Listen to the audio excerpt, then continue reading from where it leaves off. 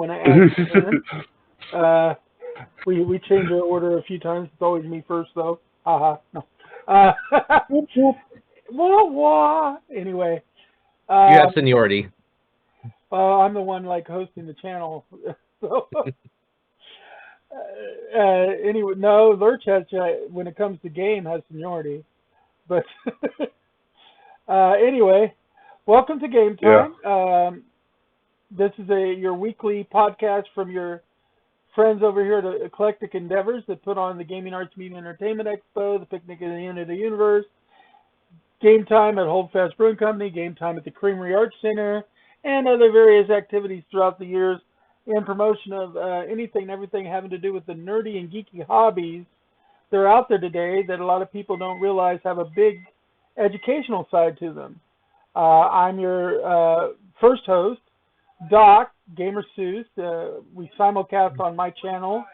We are actually, for the second week in a row, broadcasting on two channels at once. So we're also on the Springfield Game Expo channel on Twitch, which is actually going to be the official home of the show. And then we'll simulcast on my channel. And then whenever there's no other content going on, you'll also have us hosted on Queen City Cardboard and Left Claw Studios. Sometimes Left Claw Studios will have Lurch's partner playing something else. You're generally not going to have to worry about Queen City Cardboard because Greg will be either here with us or at Holdfast Brewing Company, though. I am the Director of Cross Promotions for Eclectic Endeavors. So my job is basically to promote our various efforts, especially to go to other conventions and let them know that we exist and everything. Right below me on the window, you'll see Greg Pullman. He is our Director of Tabletop Gaming. And he tells you anything and everything there is to know about board games, card games, role-playing games, anything you can do on a tabletop. He also likes to do story-based games on the computer, like little Steam games and Humble Bundle games. And then right below him, we have Lurch, or Philip Landergan, who is our chairman this year for Eclectic Endeavors and also has been the electronic gaming director since year 2 at the Gaming Arts Media Entertainment Expo. And he handles anything and everything having to do with console gaming. Plus, at the end of the show, him and I will talk quite long-windedly about about the week's offerings of media, specifically stuff from the CW verse or any Disney Plus shows that are really piquing our interest, as well as new movie releases and things like that. Greg kind of steps back on a lot of that. Every once in a while he'll stay around for something, but that's not really his big focus. But anyway, together we try to remind you that we're still here, even though we're not necessarily doing the great big convention for game yet. We're still in meetings about whether we're going to do a picnic later in the year. We will let you know as that information progresses. I'm going to go ahead and do a sound check real quick just to make sure we're sounding as good as we possibly can before we go too much further, and then I'll open up a chat window. I will be monitoring the Gamer Seuss chat, and Lurch will be monitoring the Springfield Game Expo chat. So either one of them, if you have a comment, you can talk to us, and we'll try to check in with you. But check 1, 2, check in with you. But check 1, 2, check in with you. Check 1, 2. Check 1, 2. Check. In with you. Check 1, 2. Check 1, 2. Check. Yep, we got our nice little syncopated rhythm going there. Checkity check. Okay, pull out my pop-out chat window. And there we go. All right, and we've got a little bit of a show for you today. As we had said previously, there is still no new CW episodes going on until next week, as far as the standard CW verse for DC. Although they did drop the second new episode of Roswell, New Mexico. So if you're watching that, you can catch up with more Roswell, New Mexico, and there is still the new reboot of Kung Fu that's going on with new episodes. But no, we don't generally review either of those right now. We might change gears at some point. Anyway, we're going to get right into it here. So let's see. Our first topic of the week comes from Lurch, of course. He usually starts us off. And he's got some information from Blizzard. Yeah, there's actually a lot of information. I just shared one link for what I find to be the most specifically interesting piece, but I do want to talk a little bit more about some of the other new developments that have come about the Blizzard Activision lawsuit that's come up, and other details about these allegations. For those who don't remember, Activision, or might not be aware, Activision Blizzard was investigated by the state of California and is now being sued for sexual harassment and unfair wages for for women and people of color. The main thing is the sexual angle for a lot of this, anyway. At least that's what a lot of it's been talked about. And one of the big people, president of Blizzard, J. Allen Brack, is left the company. At first, when I first heard he was stepping down, I was like, is he stepping down to another position in the company? As is he stepping down as president or what? And apparently, he's leaving the company. We'll see if this actually holds. It might just be a publicity stunt, and they might be secretly planning him to return. But at least of what we can see, he is leaving the company. He has been one of the named targets for the lawsuit as one of the most problematic people at Blizzard Entertainment in terms of the frat boy attitudes and everything else. So he's the right person as long to as step down then. Yeah, he's one of the people. There's more that need to go, but he's definitely one of the big ones that needed to go. We still need Bobby Kotick to leave, I believe, but Alan Brack is a huge one in the fight to try to get Activision Blizzard more equal and fair. Now, of course, being as a big company, they tried to just kind of fight it off at first. They tried to act like there wasn't really that big of a deal, but they're starting to lose money. For instance, they own Overwatch, and they are losing sponsors for their tournaments. A big one being T-Mobile. T-Mobile has pulled their sponsorship support of Overwatch esports. And once they start hitting them with the big dollars, that's when things are gonna, I think that's when they really start taking notice. Yeah, so viewers, that means this is proof positive. You vote with your pocketbook. Exactly. You refuse to buy their products, and there are a lot of people that are boycotting right now. It will affect the bottom line for these companies, and they cannot make it without your dollars. Yeah. And so to change, you have to make the change happen. Yes. I've read that their stocks are dropping. Now they did just have a investor call where they showed how they were making profit, but the deadlines. I wonder how much might not be enough time for the company to show a decline at the investors call. Yeah, it's not going to be. Yeah, it's going to take a little bit of time before the effects actually trickle down. Yeah. But the fact that there's a decline still shows, and the fact that there's the uproar in the news. On a slightly side note, here in Springfield, just as a related story, there is a ramen place called Scully's Ramen Bowl. They do Korean style ramen bowls. They were suffering from some sexual harassment, slander voicemails, because it happens at the little level and at the big level, and then so that's slightly related. So, me personally, I'm recommending that anybody here that supports equality go and throw them some business just to snub your nose at the people that want to slander them, calling them gay ramen bowls, I believe was the exact quote. Gay ramen bowl. Yeah. So Not sure how that's a bad thing.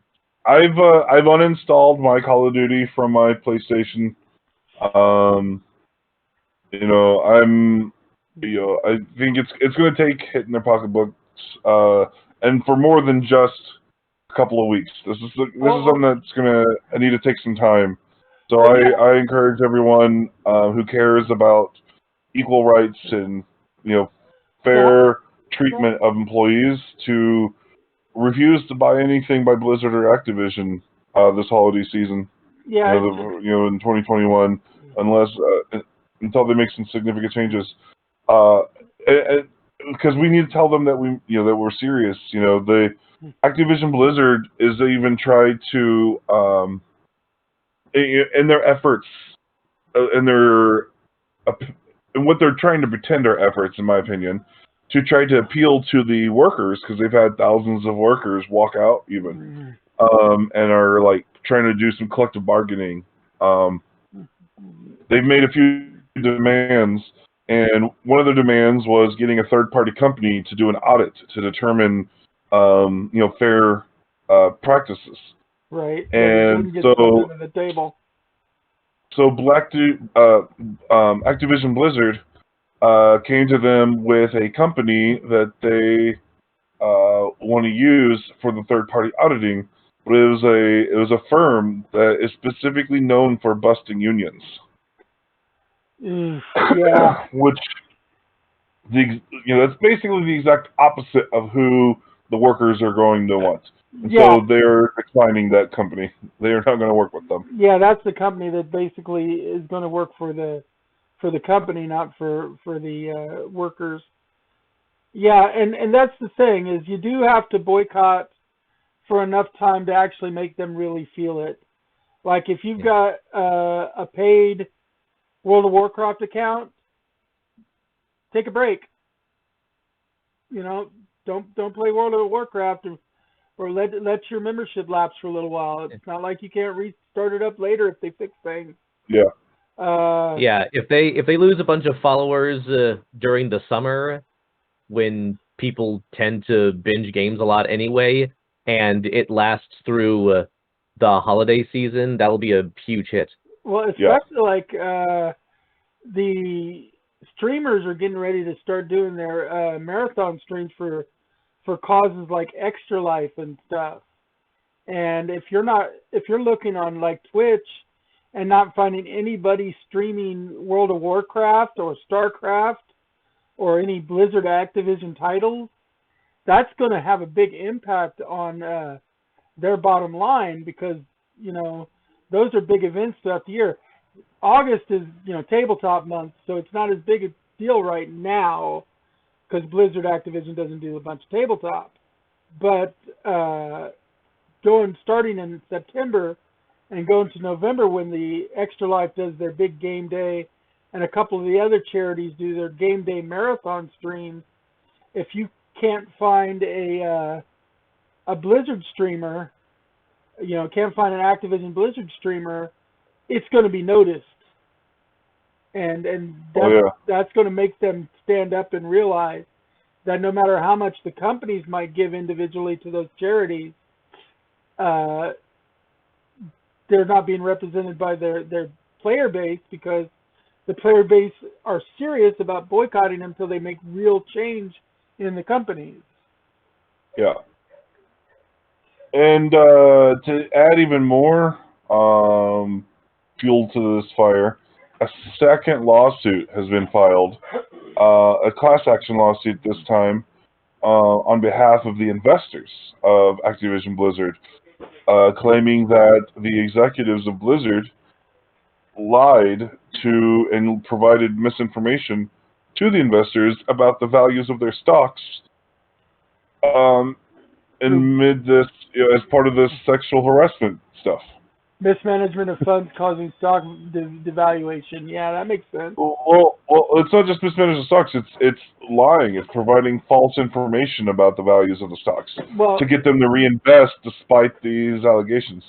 well, value of stock, it fluctuates a little bit anyway, but they by mismanagement, their stocks would fall faster, and so they would not meet their predictions, which means that the investors would not be getting the returns that the reasonable returns that they're expecting.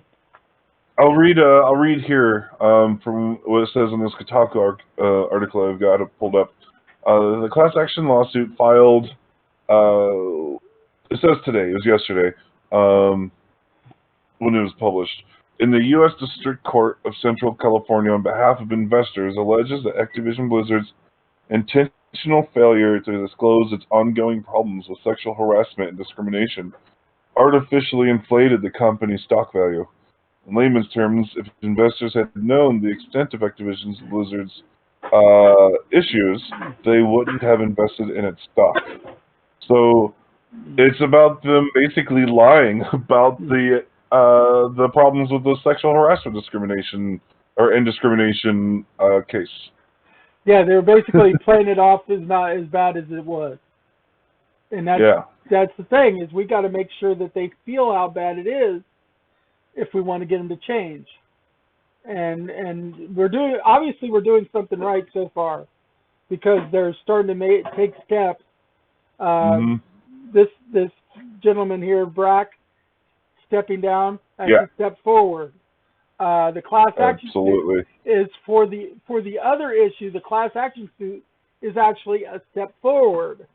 Like I said, if we all go through and do things like not buying any Blizzard Activision products and not maintaining our subscriptions to things like Battle.net and World of Warcraft and all these kind of games, those things will all have an impact. Not streaming them during the live stream event, that'll have an impact. Every little thing will add up, and their bottom line will sink. Yep. And they will realize that we, as your consumers, as well as your employees, will not stand for this kind of treatment. Your employees, your consumers, and your sponsors, your investors. Mm-hmm.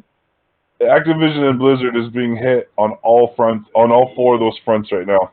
Yeah, because the sponsors pulling their sponsorships out, investors causing lawsuits, and also refusing to put more investment into the firm. Partnerships could end up also falling apart. Some of their partnerships they have with like consoles and games that make some of their games may put a hold on it until things are settled. And if some of their publishing partners might back off on projects. If Xbox and PlayStation, Sony both start refusing to produce anything new from Activision Blizzard until this is finalized, that's going to hit them hard.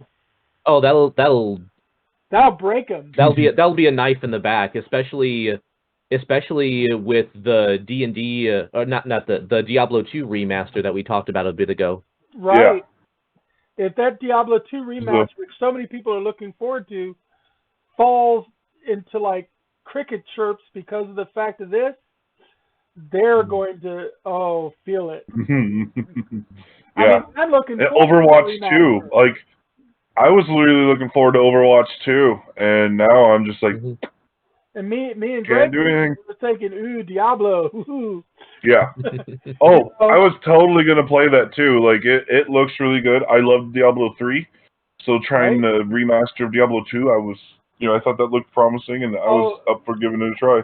I was looking like Mr. Burns. Smithers. I was ready to go for that, but right now you wouldn't see me spending a nickel. I wouldn't spend a nickel on it until they fix things, because these are people too, and they deserve equal treatment. Yep. And until they get equal treatment, Blizzard and Activision ain't got nothing coming from the community at large, and the people you really don't want to upset is nerds, because there ain't nothing quite like nerd rage. And guess what? There's a whole bunch of minority groups in the nerd camp. You ever listen to Mikey Mason? He has a song called Impotent Nerd Rage. Yeah, but yeah. Remember, Mikey was one of our guests at Game a couple of times. Yeah. I think I have the album. Yeah, I'm fully familiar with Mikey. She Don't Like Firefly is one of my favorite songs to keep playing over and over again. So anyway, to wrap this one up, Blizzard is starting to hemorrhage support, and until they make even further changes, they've started, but until they make further changes, let's keep them hemorrhaging a little bit and make them realize that we mean business. And hopefully, by the end of the year, they'll have done enough changes to where we can come back and actually support them again, because they've actually made real changes and not just lip service to what we're asking. There's also one last thing I wanted to mention about this in the story, because a lot of the complaint is that HR has always been looking out for the company and not actually helping the employees, and now the head of HR has left the company as well. Right? Yeah. Well, it falls directly on them. Did they leave in protest, or did they leave as some kind of recompense? Were they part of the walkout? I am, well, being the head of HR, I'm confident that they were on one of the problem people. Okay. And so they are, I'm sure it's a case of they're leaving to try to avoid more trouble, Yeah, whether they make a big deal about it or not, it's probably part of the underlying reason. To not necessarily shame the person that's leaving, they may not make a big deal about it, but the fact that they're leaving at this point in time pretty much says a lot. You know what I mean? Yeah. So like HR wasn't helping them. There's stories about employees being physically assaulted by coworkers and HR not, helping them. And that's HR's job, is to work with the company, with the employees, to have a more harmonious link between the two. But ultimately, they actually are supposed to work for the employees more. The bosses try to tell them they work for the bosses, but really, other than hiring the right person for the job, which is working for the bosses, their job is to make sure that the employees have the proper working conditions. So they really work for the employees. And that's the thing people often forget about HR department. Yeah. Right. Yeah. The key job for HR is supposed to be to protect the employees. That's their main purpose. But in some companies, they are protecting the company from the employees. Yeah, and they're technically your employee advocate. They're the ones that you're supposed to go to if you have any problem as an employee, and they go to the bigwigs and help fix it, because the individual employee doesn't have access. But the HR department can do that. But maybe they should call themselves... Sorry, go ahead. I said, and once you do that, and follow those proper steps, but too many HR departments are selling out to the companies they work for and just acting as shields to try to shield the company from the employees. Yep. And that's not their job. Now go ahead, Greg. Well, maybe they should call themselves employee advocates instead of HR. Human resources as a term never sat well with me.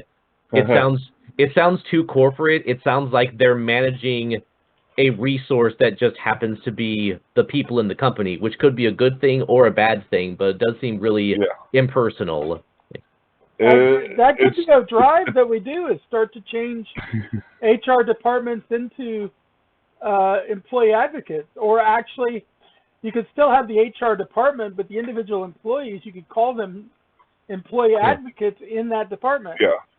It's literally it's almost a dehumanizing term. Like, you're not people, you are human resources. Right. Yeah. But you are spent, invested, allocated as we see fit.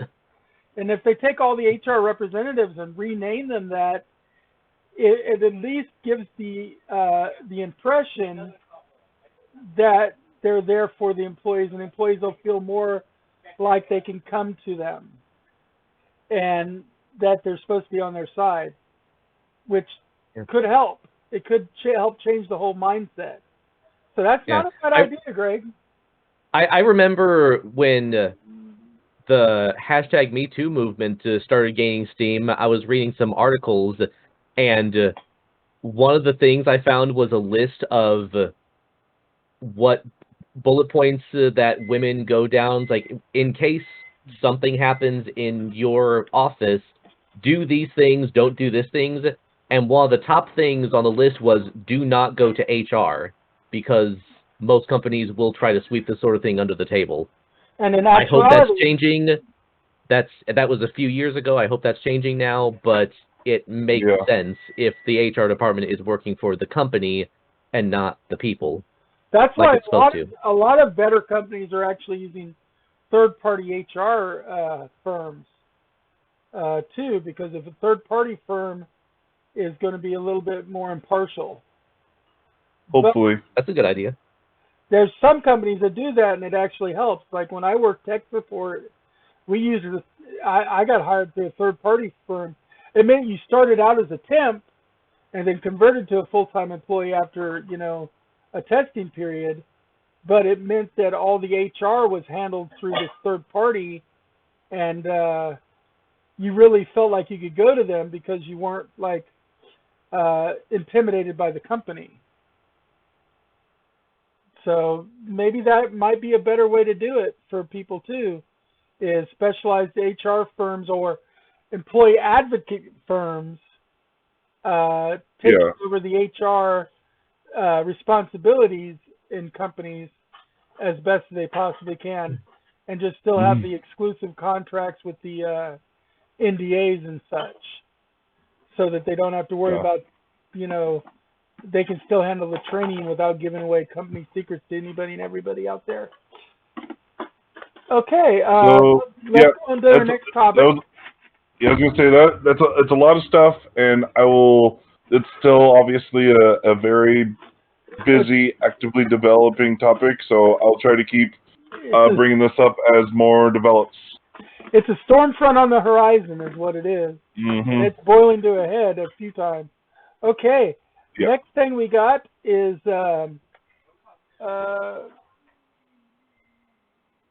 dismissed. Tabletop gaming from Greg here. Mind Sports Olympiad. Yeah. Oh, okay. Hi, Amber. Now you decide to jump on the desk. Trying to get my cat's attention. There's an annual tabletop gaming competition called the Mind Sport Olympiad that is going into its 25th year. I linked to the article there that's got a link to the schedule on the official website, and they've got, it looks like, in the neighborhood of 40 different board games that thousands of people compete in from all over the world. I think it mentioned 80 countries are participating this year. Nice. And what's extra intriguing to me is that it's a temporal variety of board games. There's old games like shogi and chess and backgammon, and there's also contemporary board games. I'm looking at the schedule here. They've got Seven Wonders, they've got Settlers of Catan, Terra Mystica, Takenoko. Ooh, Terra Mystica and Takenoko. I'd love to compete in those. And I'm not even... Res Arcana, which I just learned yesterday, oddly enough. Takenoko is one of those games that I did not expect to enjoy, but I ended up loving it. I'm great at Takenoko, but I'm not the best at Terra Mystica. But I love the game. I need to get Terra Mystica, but I'm still waiting for the new edition to come out. Yeah, we want to get Terra Mystica too. That's on my girlfriend's wish list. The competition is going from the 13th of August through almost the end of the month, through the 30th. It actually says September 5th. September 5th? It says on that post. Oh, there's the... I forgot to scroll down. There's the rest of the schedule. Let's see. Yeah, because it goes... Battle Sheep, oh my god. Oh, they're doing Sushi Go. That's awesome. Sushi Go. We've got Sushi Go. We've got the big Sushi Go one. That's such a good gateway game. It is. It's nice and quick. It's cute. Takes, 10 minutes to play. But if you get a really good, competitive group, you might actually go 20, 25 minutes. But it's fun. It's fun. Well, and for an example of exactly how adaptable gamers are, there wasn't an in-person competition last year because of COVID, obviously, so they shifted to an online event, and it was their largest year ever in terms of individual turnout. They had almost 6,000 individual competitors. Nice. 6,000 individual competitors. Shoot, I wonder what games were featured last year. Yeah. Because I know it's been a few years since I went to Vegas on that one board game tournament I was in, and that tournament series pretty much ended. They lost funding, but I was playing one of the deck builder games. Dominion? No, the next one out that came out was big. Ascension? Ascension, yes. I was in the Ascension tournament, and that was a $250,000 tournament.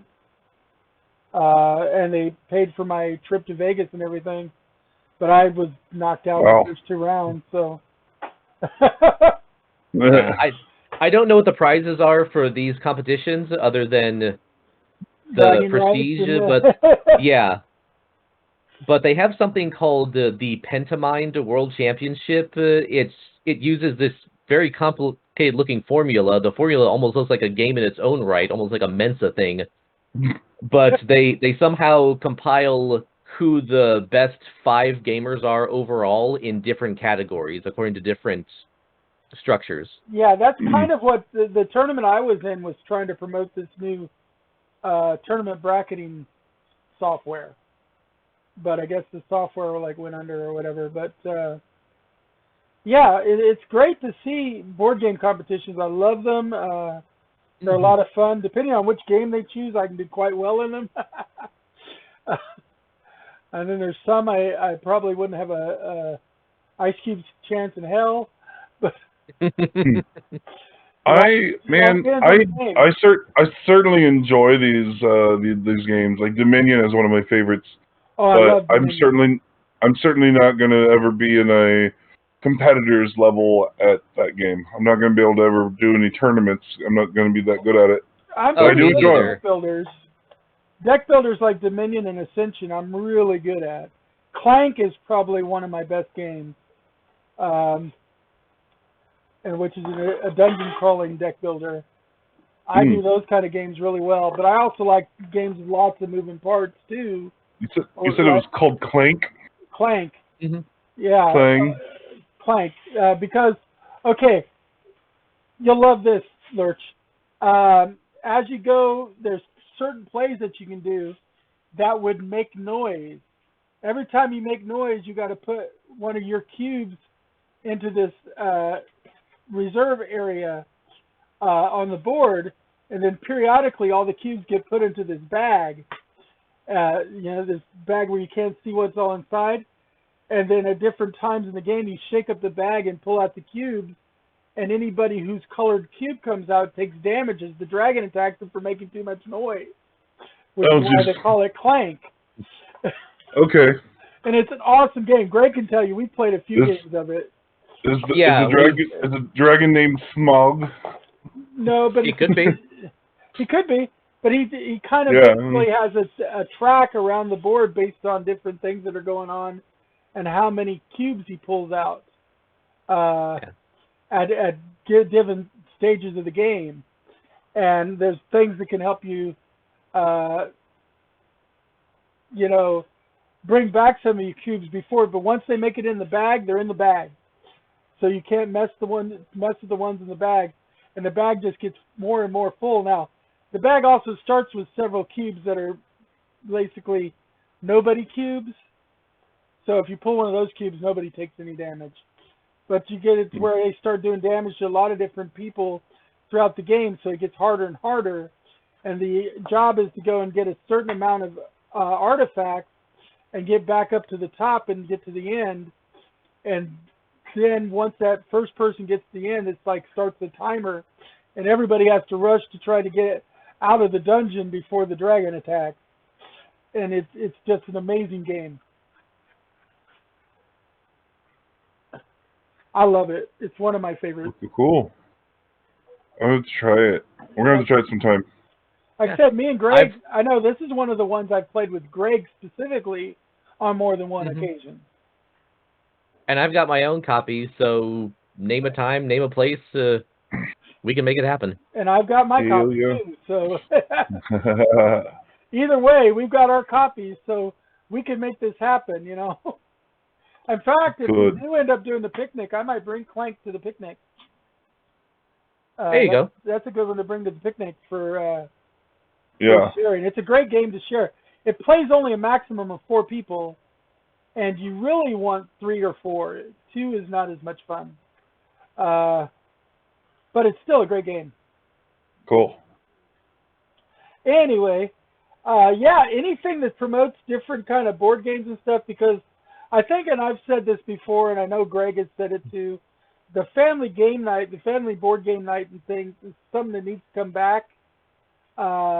Used to be families, you guys are much younger, so you may not remember it nearly as much, but it used to be families would get together one day a week or one day a month, and everybody played board games. Now, granted, a lot of these people were just playing Life and Sorry and Clue and Monopoly. Nowadays, we've got quite a few more interesting games to choose from. But it's a good thing every once in a while to put your phones down and face each other around a gaming table. I mean, every role-playing gamer knows that.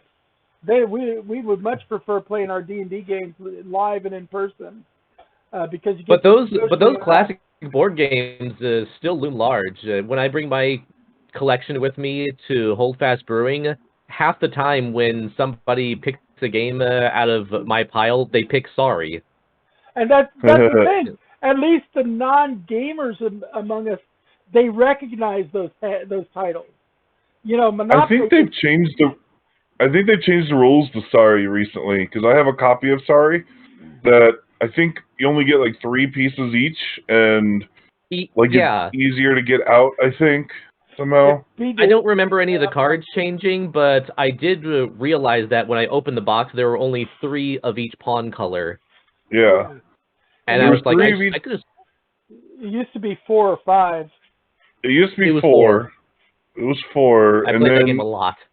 Yeah, I played it quite a bit when I was a kid, and now the new one only has 3. And I'm pretty sure they did something else besides the number of pawns that makes it move a little bit faster, and I don't remember what it is. That makes sense. I think what it is, I think in the original game, you could only get out if you draw a 1 or one of the special cards that can get you out. But in the new one, I think if you need to get out, I think almost any card can get you out of the starting spot. I think you're right, yeah. Something like that. It's been so long since I played Sorry. But the thing is, those games have recognition on their... So they make a good gateway game into our more extensive games. I mean, it's still the single most recognizable game in the world is Monopoly.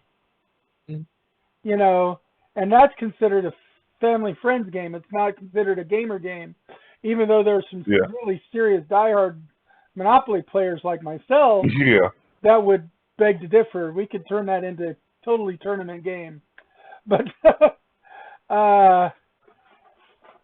yeah, it's one of the most recognizable games in the world.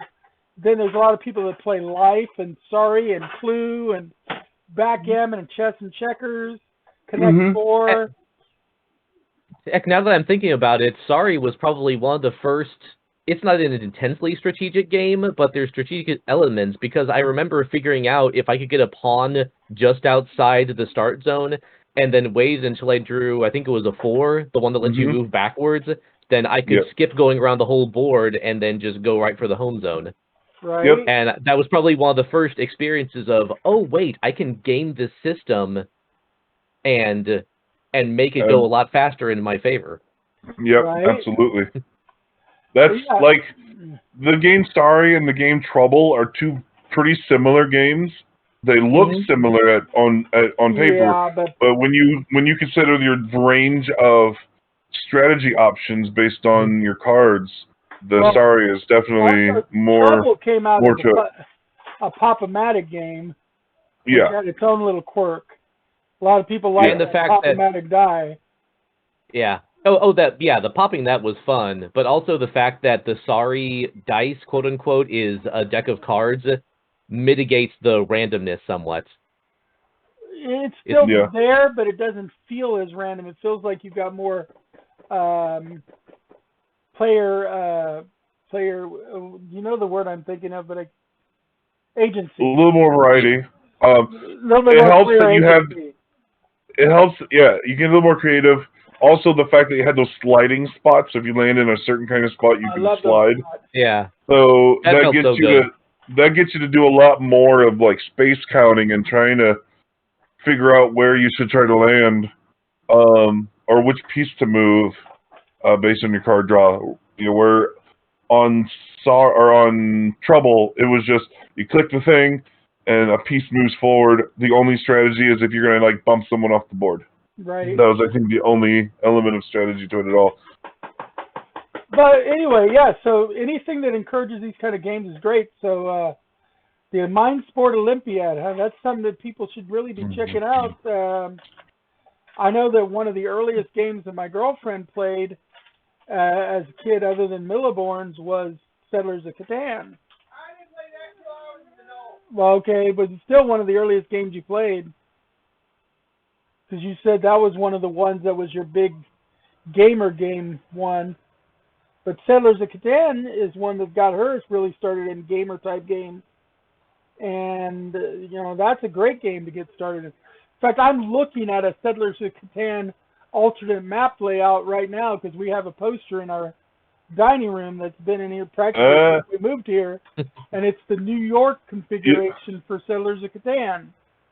When I was a kid and when I was around my grandma, she liked to do weekly family game nights. That's great. It was nice. It's among my favorite memories of growing up was having this family game nights.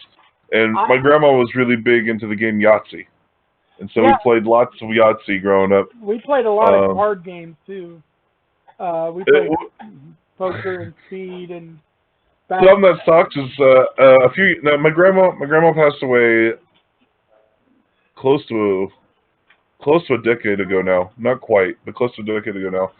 But a few years back, when I was when my relationship with my mom was a little better, I bought a Yahtzee set so that me and her could play some Yahtzee. I was like, we could have a family game night kind of thing again. And then my mom's like, I never really liked Yahtzee. That was your grandmother's game. I just played it because she wanted to play. I was like, my life is a lie. Well, yeah, there's still games today, some of the newer games that are based around the Yahtzee format. What's that one game, the Giant Monsters, that basically uses a Yahtzee type system, except they have symbols.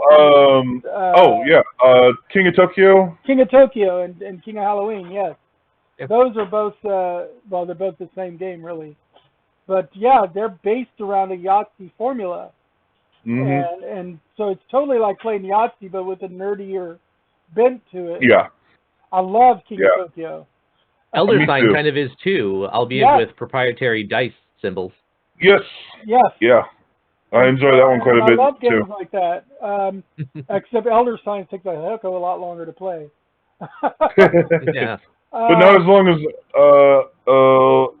Arkham Horror, Arkham at least. Horror, Oh yeah. Which Arkham is Horror can take quite a while too, but they're worth putting the time in if you're into it.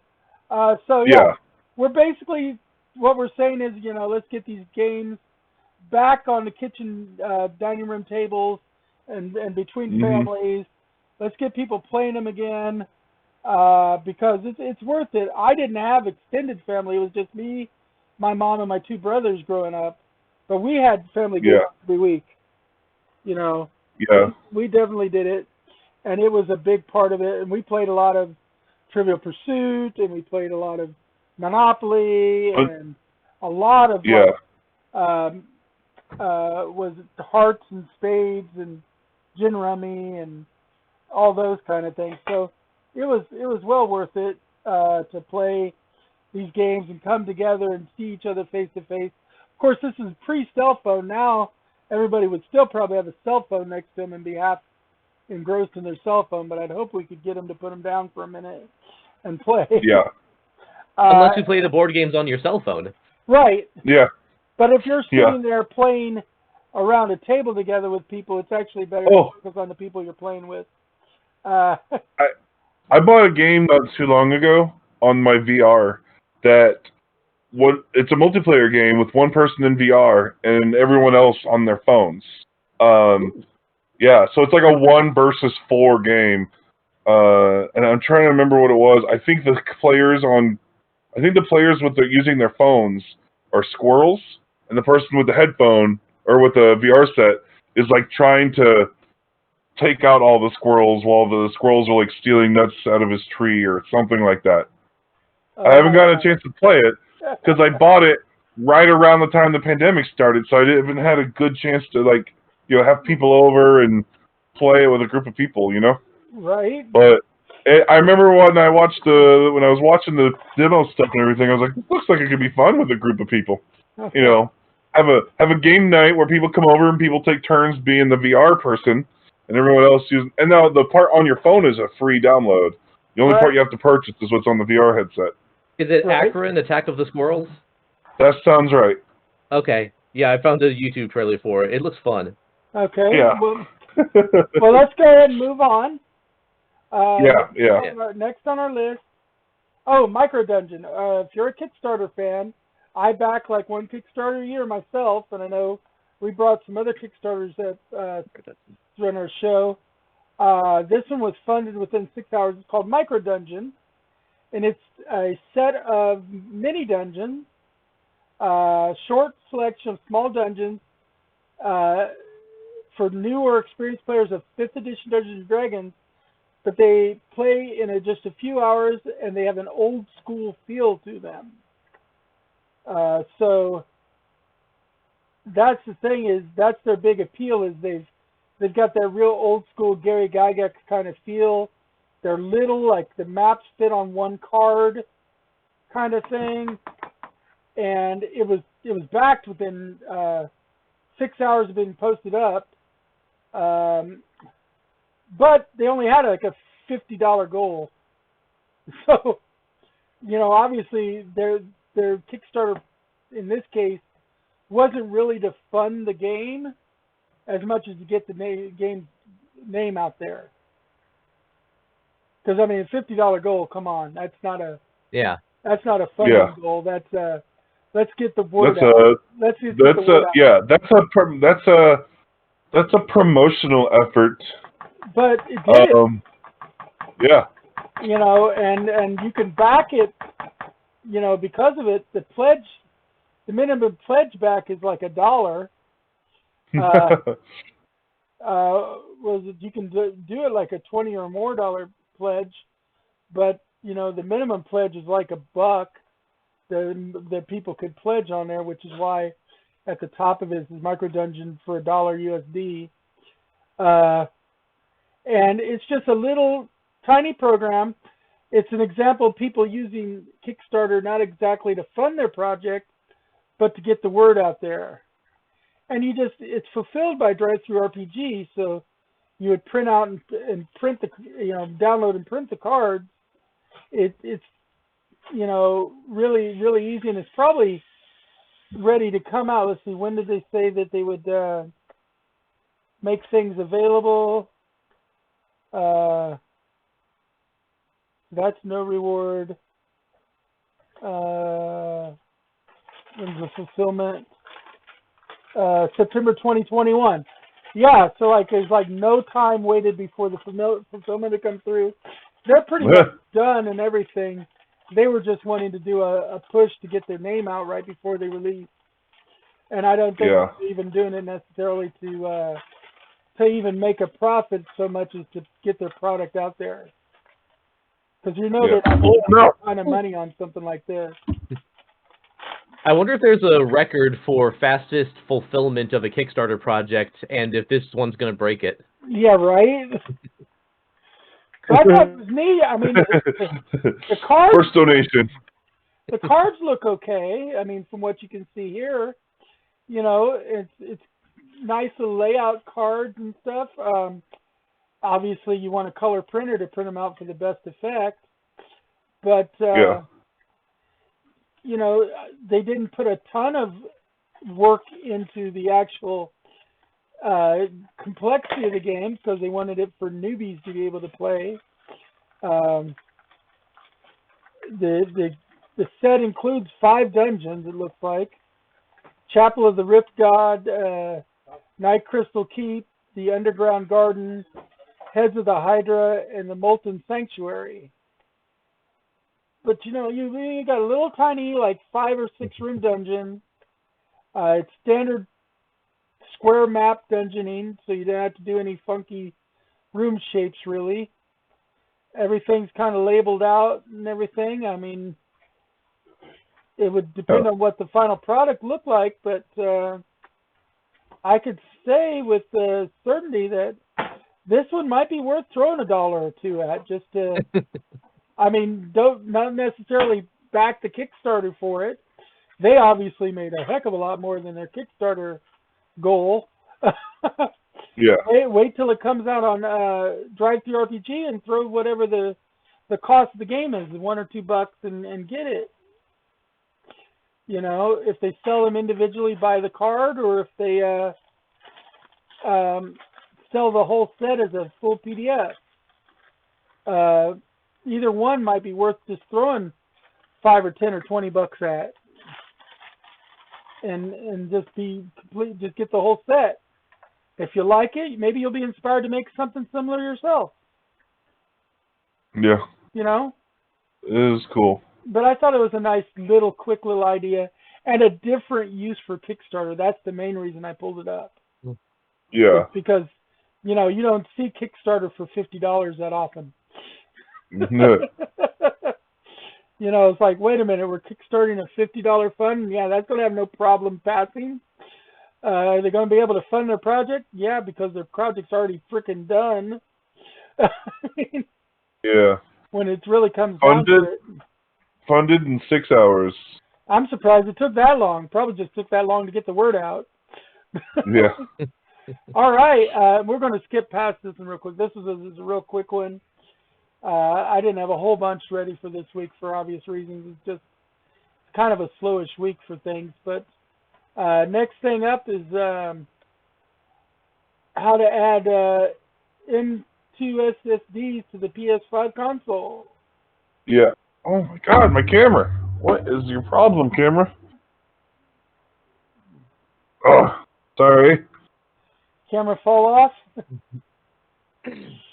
Yeah, I moved into another room to try to be a little bit more of a, because I've been streaming this in my living room, and I'm trying to do the stream now in my reading room, to where it's just a little bit more peace and quiet, more reliably kind of a thing. And so if it works well in here today, then I'm planning on making it a more regular thing. For some reason, my camera today does not want to stay still. Okay, so, see me right, or do I need to adjust this? Let me see. Okay. That looks good. All right. So, There is currently, right now, a beta program out for the PlayStation 5 to upgrade the internal memory capacity by adding in what's called an M2 solid-state drive. Now, there are a lot of specifics and a lot of requirements to exactly what you need, but there are options now. You can go to this website that I just shared, PlayStation.com, where it'll show you how to, sign up for the beta program, and then it has instructions on, what kind you can buy and everything like that. I've chosen to not opt into this beta, because to get the new hard drive, or to get the new drives, they are expensive. You'd have to buy the M2 drive. When you And get an external and USB it in, probably. Yeah, it's not an external. This is an internal memory. I'm saying if you can get an external, so unless you really need the internal, why do it? Well, here's the thing: is if you use an external USB-based hard drive or solid-state drive, you can store PS5 games on it, and you can put PS4 games on it. PS4 games are playable off an external drive. PS5 games are not playable on an external drive. So you'd have So to if you download, you have to move it to internal to play the PS5 game, because the USB port cannot move the data fast enough to perform at the PS5 game level necessary. You just only have so many games you're actively playing at any given time, and then swapping between drives. Yeah. I mean. So for the internal, for the M2 SSD, I don't have the prices pulled up right now, but if I remember correctly, the cheapest internal SSD that works for it is $150 for half a terabyte. So it's like maybe that it might have been less.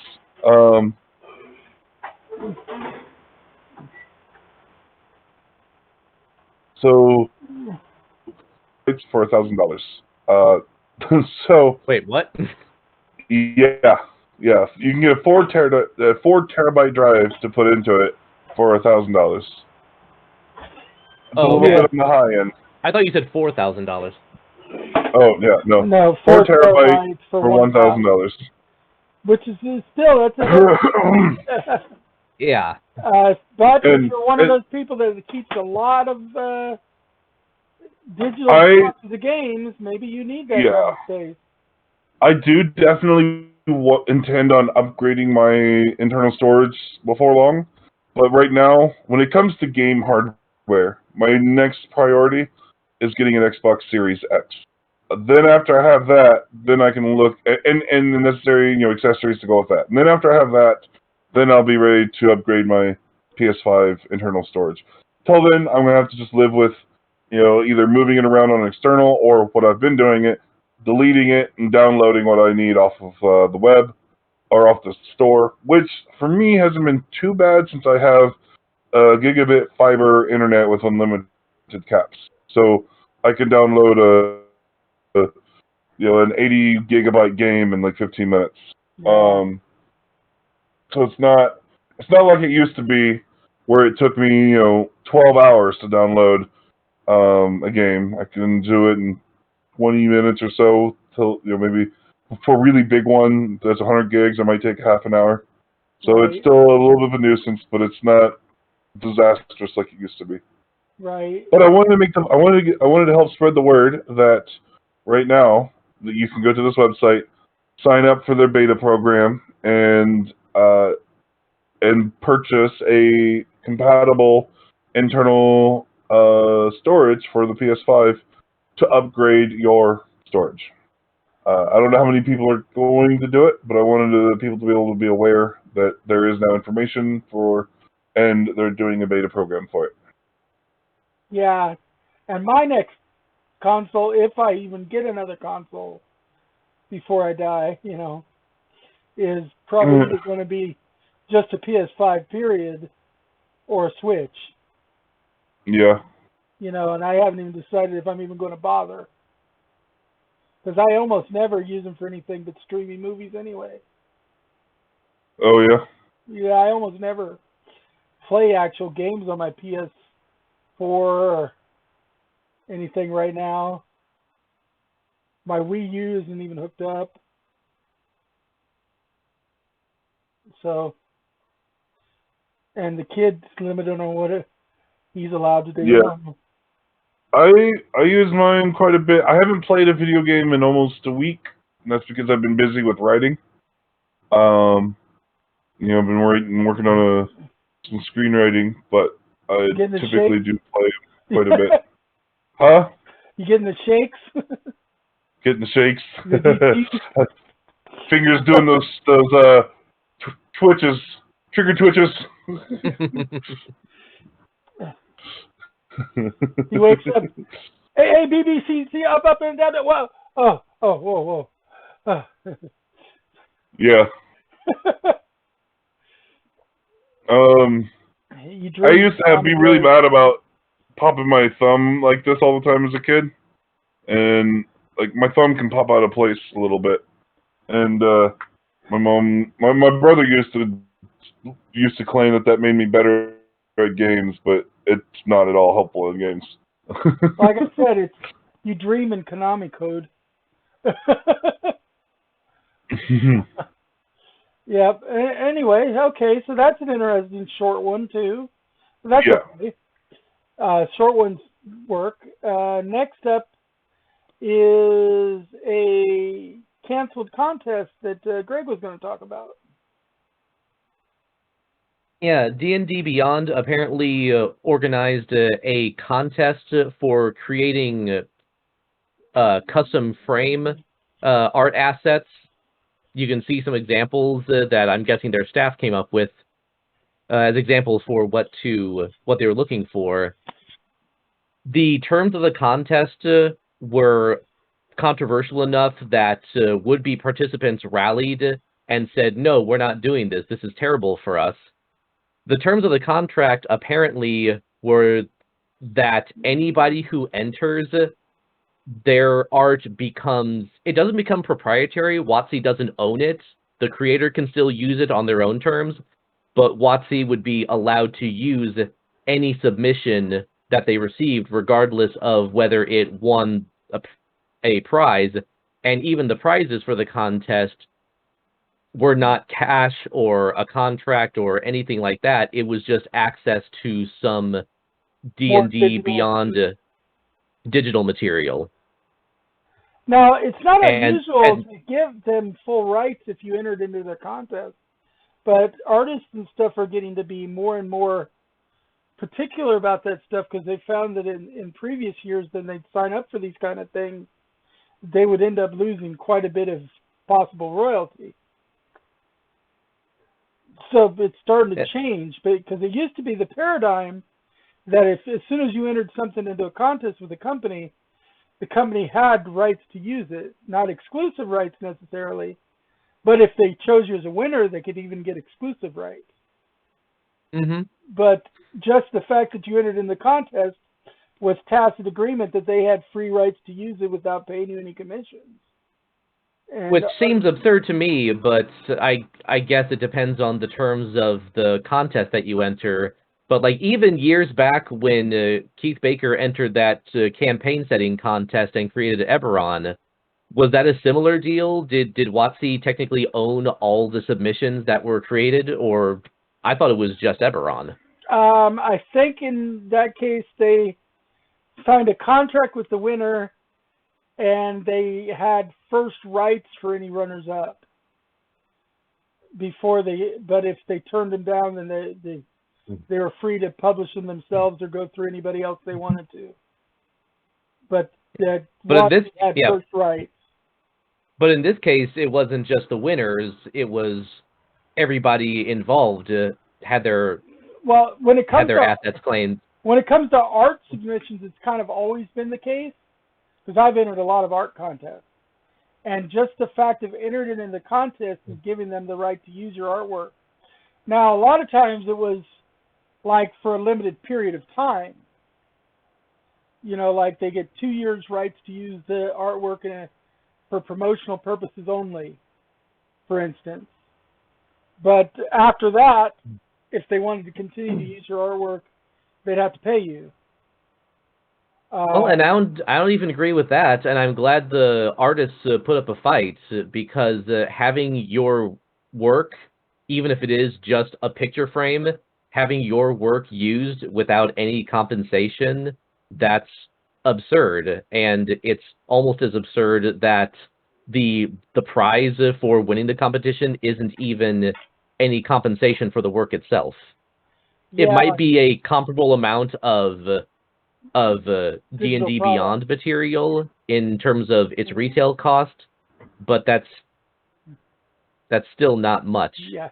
Well, especially if you're an independent artist who works for commission almost exclusively. Well, the deal back in the day was, and of course the artists have moved away from this now, but back in the day they figured that it was the additional compensation you got was the fact that you got exposure for your artwork.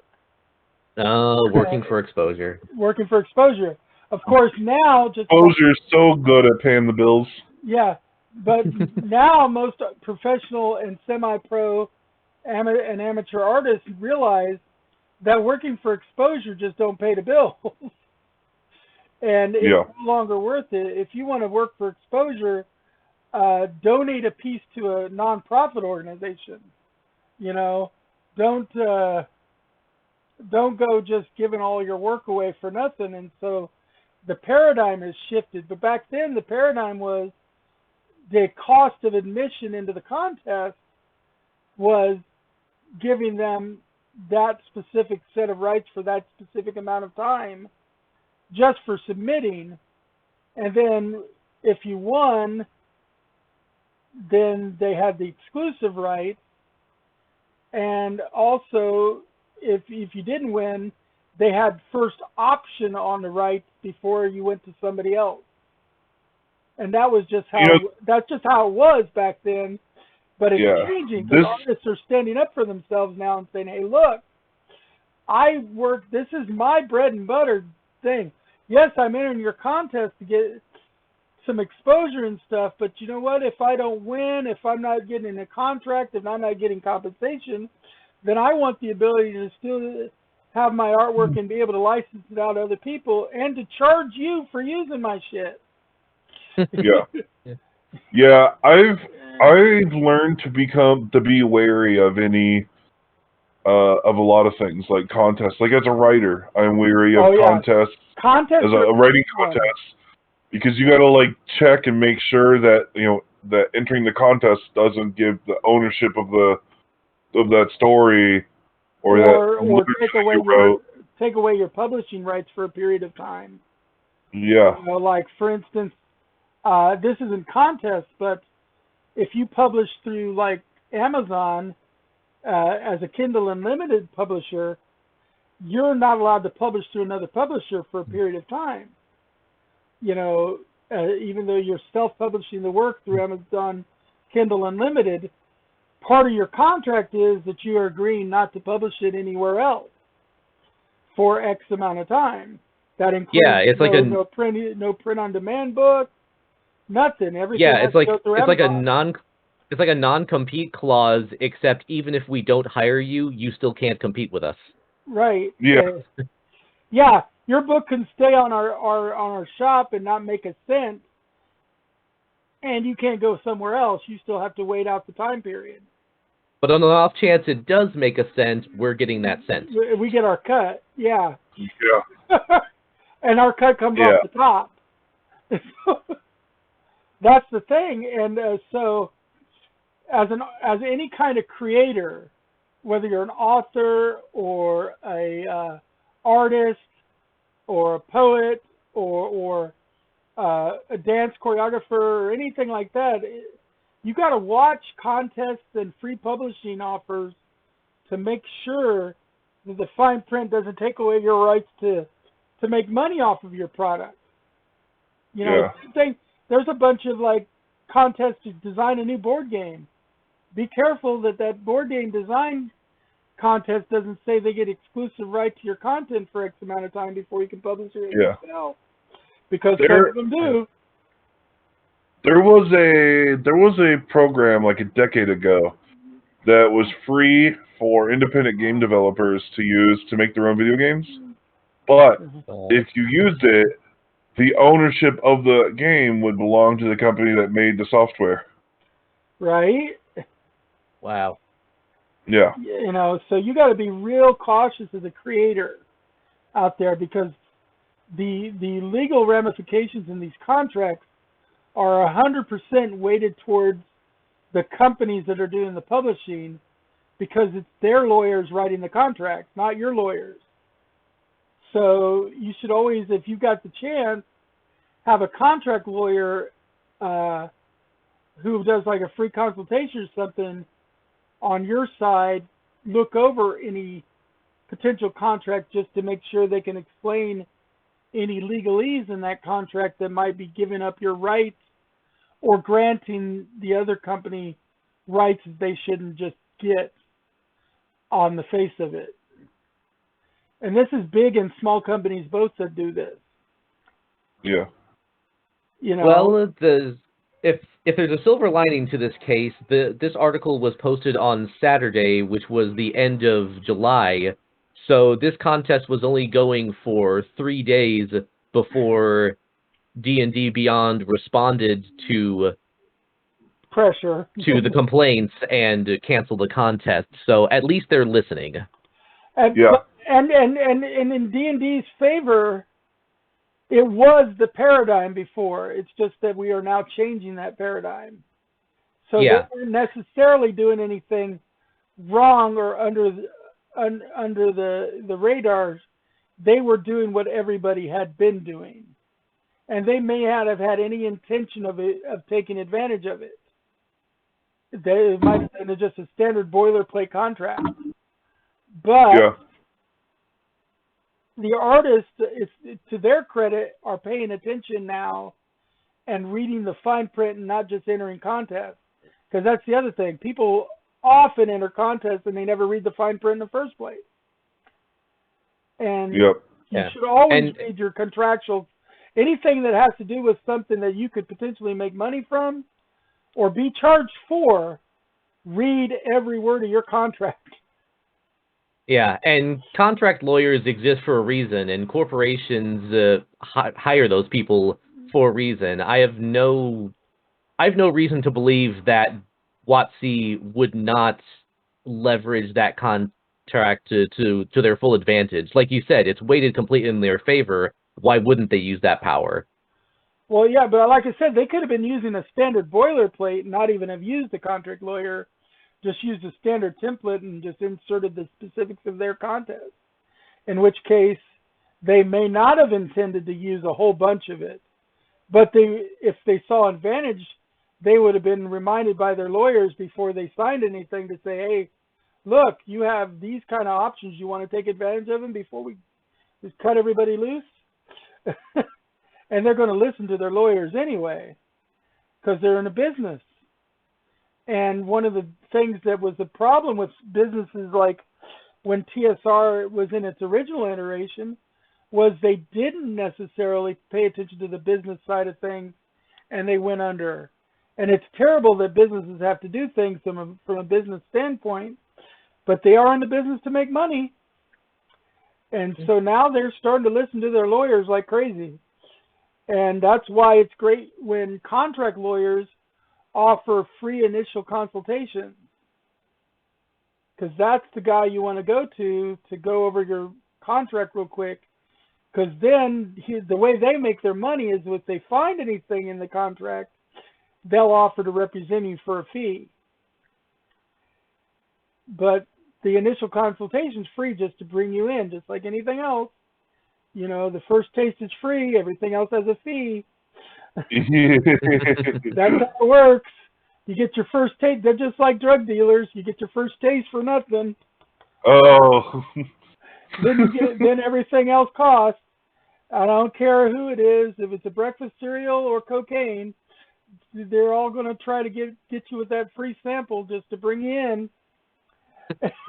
Sam's Club does with all those cheeses. They do it all the time. Yeah, you go by their different departments and they got all those booths with different samples of things. They want you to take the sample and then go and buy the product, and you find that a piece of frickin' cheese toast costs $8. If you go buy it, yes, I ain't paying $8 for no cheese toast, but I'll eat your sample all day long. I miss the days of the Chinese places at the mall giving free samples. You want a sample? Huh? They were like freaking stabbing you with the toothpick as it came. You want a sample now? Yeah, they stopped using the toothpicks and replaced them with stick pretzel things, so that they were edible and biodegradable if you didn't need it. Or put them in little plastic cups that you can throw away, or biodegradable little wax paper cups. I was gonna say, I'm sure enough people complained about toothpicks being tossed on the ground or something. Yeah, it used to be the several comedians had jokes about that, how they had the gung-ho samurai frickin' sample guy at the mall. They practically stab you in the eyes. You want sample now? You need a sample. You need a sample. You like it? Sounds like a John Belushi character. Right? Hey, Red, how you doing?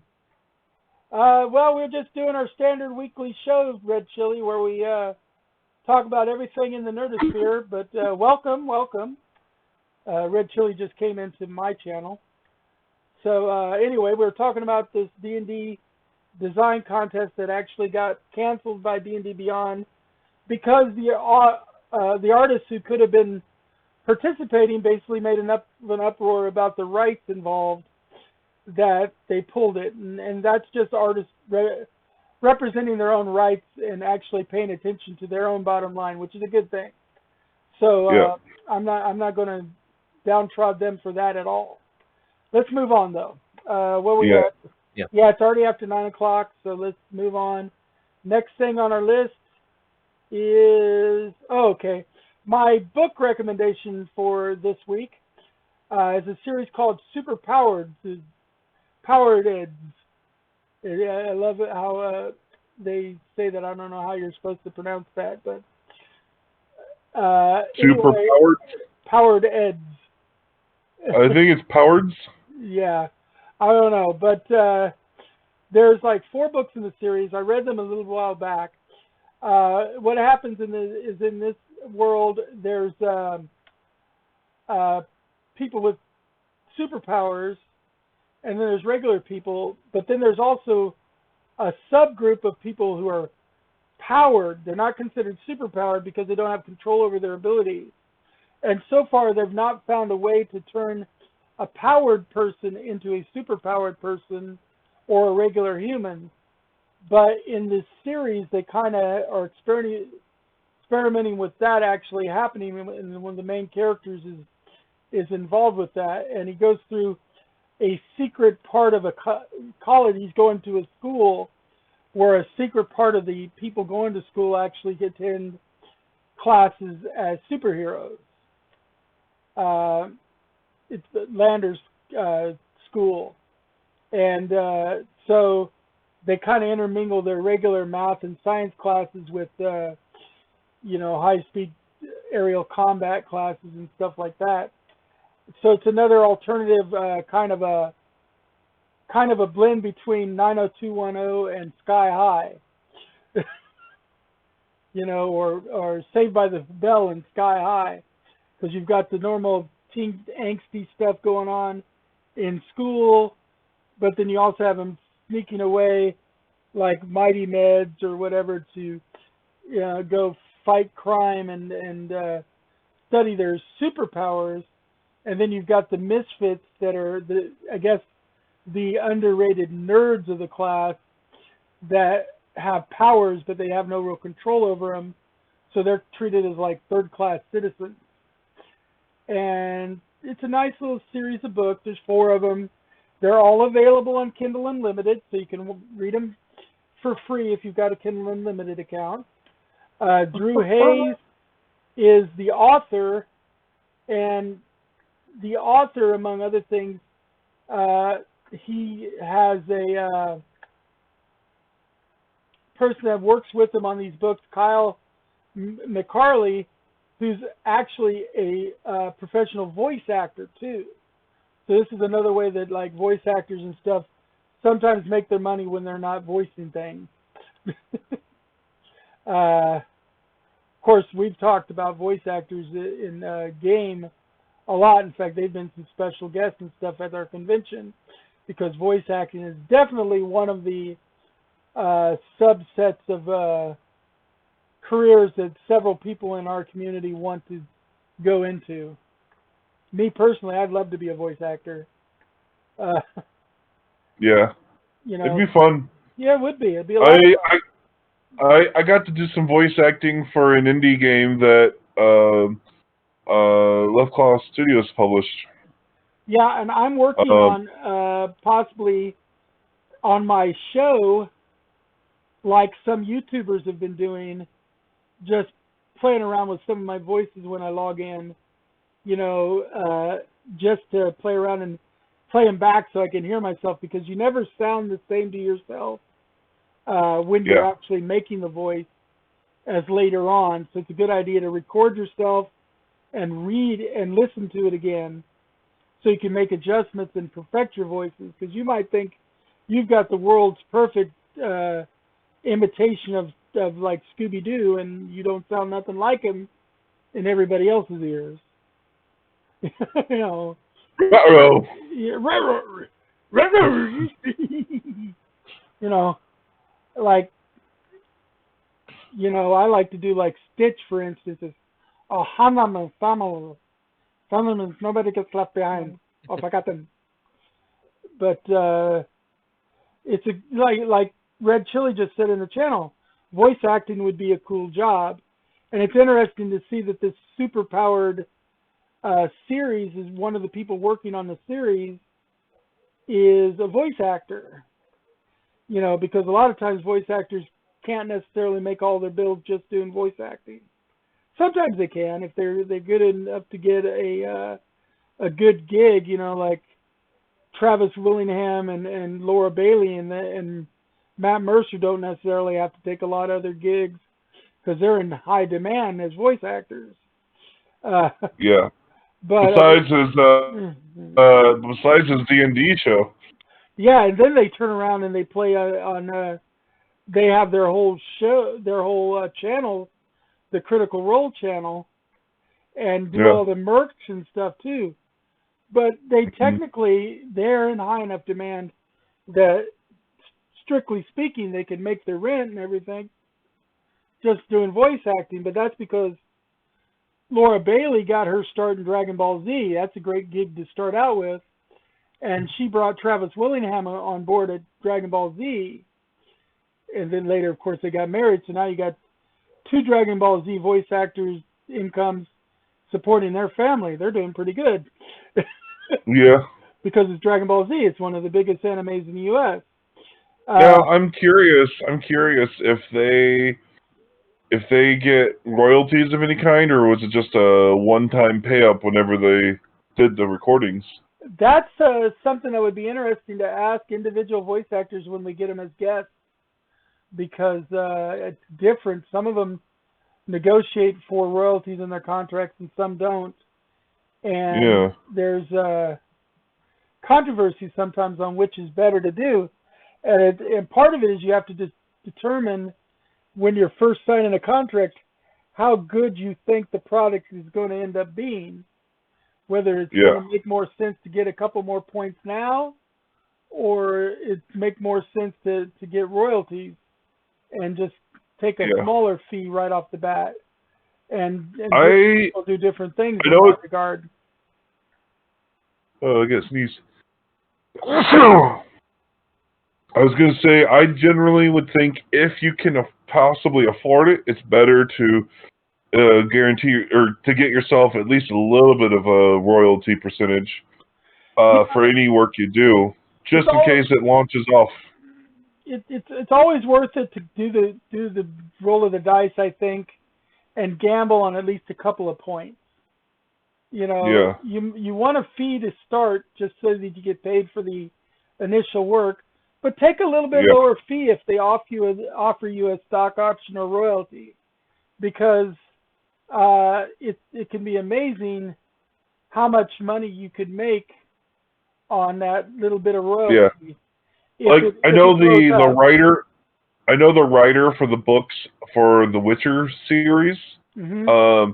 He did not trust the games to blow up. He didn't think the games were going to be successful, and so he just took an upfront fee for the video game licensing, and then the game went on to be huge, and then he tried to sue for like, I don't remember how much it is. I think it was something like $50 million or something. He's the one who took the lower contract.